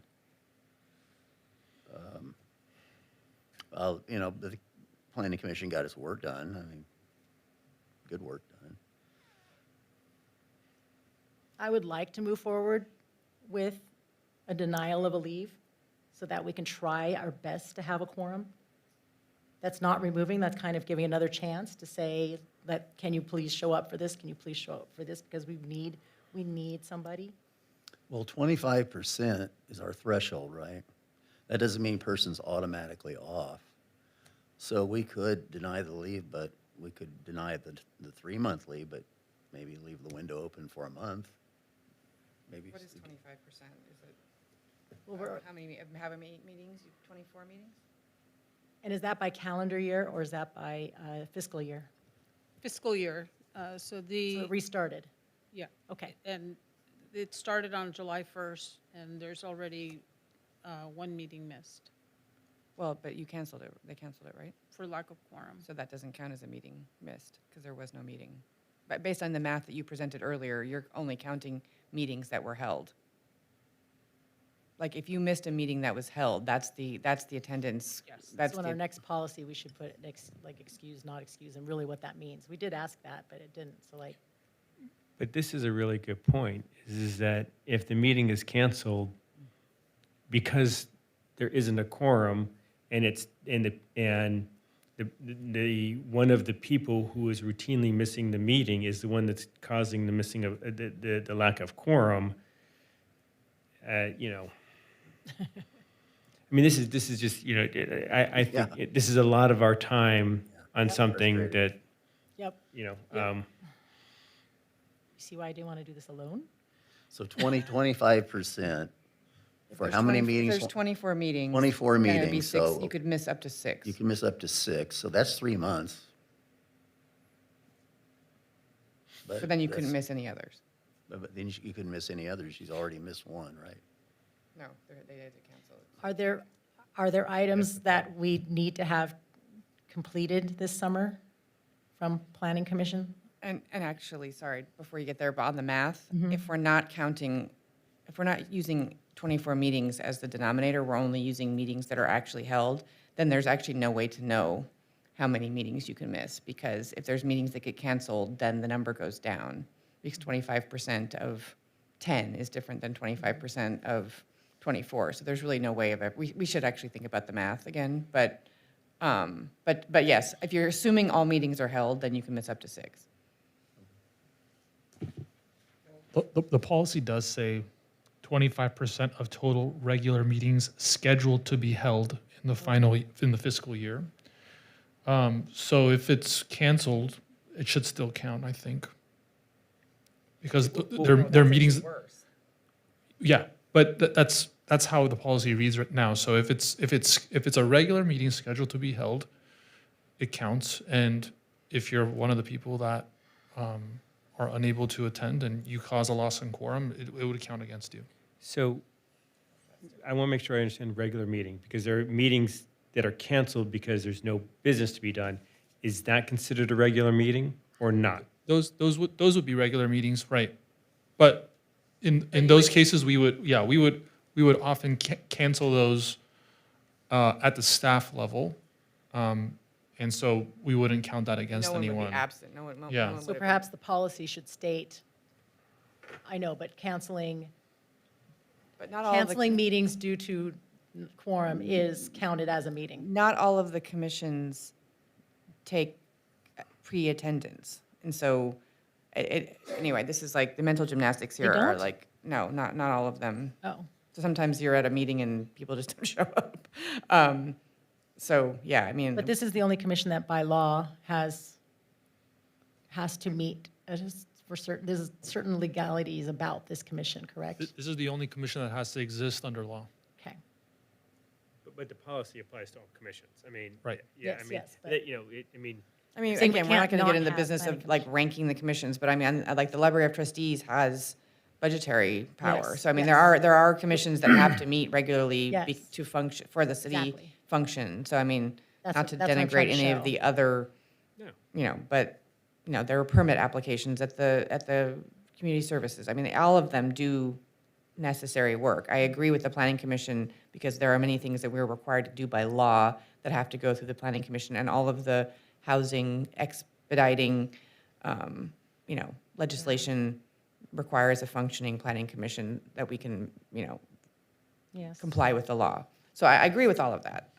So let's, I'm sorry. No, I'm done. So let's take it out of this current context, right? And let's take a completely different scenario. We've got a commissioner that has had perfect attendance, and they get cancer, right? And it's a cancer that they think that they can that is treatable. You know, percentage of recovery is better than 70%. Let's just say. So they ask for a leave of absence. the way we're looking at it right now is, those meetings, if the treatment program is a year and they ask for a leave of absence, then they're going to miss all of those meetings and it'll count against them and they'd have I don't know what that would mean, right? I think that's, I don't know what the leave of absence really means going forward, and if we should be allowing leaves of absences for meetings, or if someone really can't do it, they should step down. Well, it says right? 6 And it's- months. So we are veering away from, I think, Yeah, so the let's look agenda at what- item. let's look at our You're policy talking now. about what the policy should say, and we Not- need to just decide on this, I Yeah, think. and we need to know what so we need to vote on what the Right. policy, or we need to make motions and, I'm sorry, we need to make decisions on what the policy is now. Not what it is going to be in the future and not any mistakes. And what the policy is now is that you are granted up to a leave of absence. No, for that 6 is not the policy. You do It not- is the policy since 2004. It is the policy since 2004. No, but we subsequently said you have to come to 25% of the, or all but 25% of the meetings after that handbook. So in terms of that's not a- statutory so this- interpretation, this would supersede the handbook, because this was a specific policy. And anything in conflict, if there's a conflict between this document and that document, the document that the city council adopted will supersede, correct? But This is to- also this is all like statutory. That's just like a regulation, right? Because that's a handbook. don't We know. didn't approve the handbook. No, we don't know that that's not what they're quoting from the policy of 2004. It says it's a policy in But 2004. this policy superseded in Supersedes it. 2004. But we're not voting on. We just need to vote on her attendance, right? leave. We're voting on a leave. That's That's all all. that we're voting on. Let me see if I can. I don't believe there is a leave. I think this new rule superseded that. But that's not But agenda. aside from that fact, if she's off for 3 months, that's 6 meetings. That's 25%. I don't think we need to grant her a leave. All we need to do is inform her that she can take up to 6 meetings. Beyond that, she will be in violation of her policy and possibly subject to removal. I'm fine with that. And so that puts her on notice, the public's on notice, and we haven't veered from our policy. And in the meantime, we can clean the other things up. That's a very elegant solution. Yes, I like it. Okay? Can we high five it? Okay? You got it? All right. So is that, When you're starving, things come to your mind.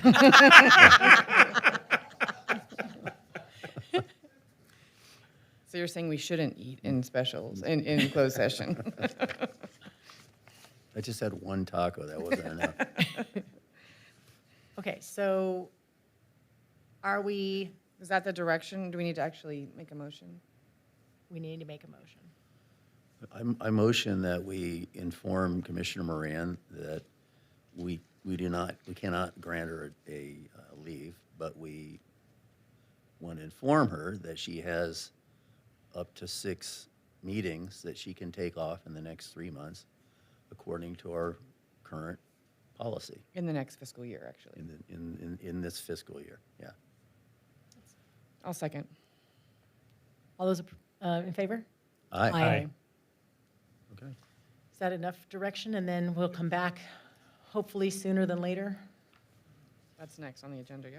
Yeah, we'll agendize it and tell us. Okay, we'll give more direction in a minute. All right. Items for future agenda. While it's fresh in our brain.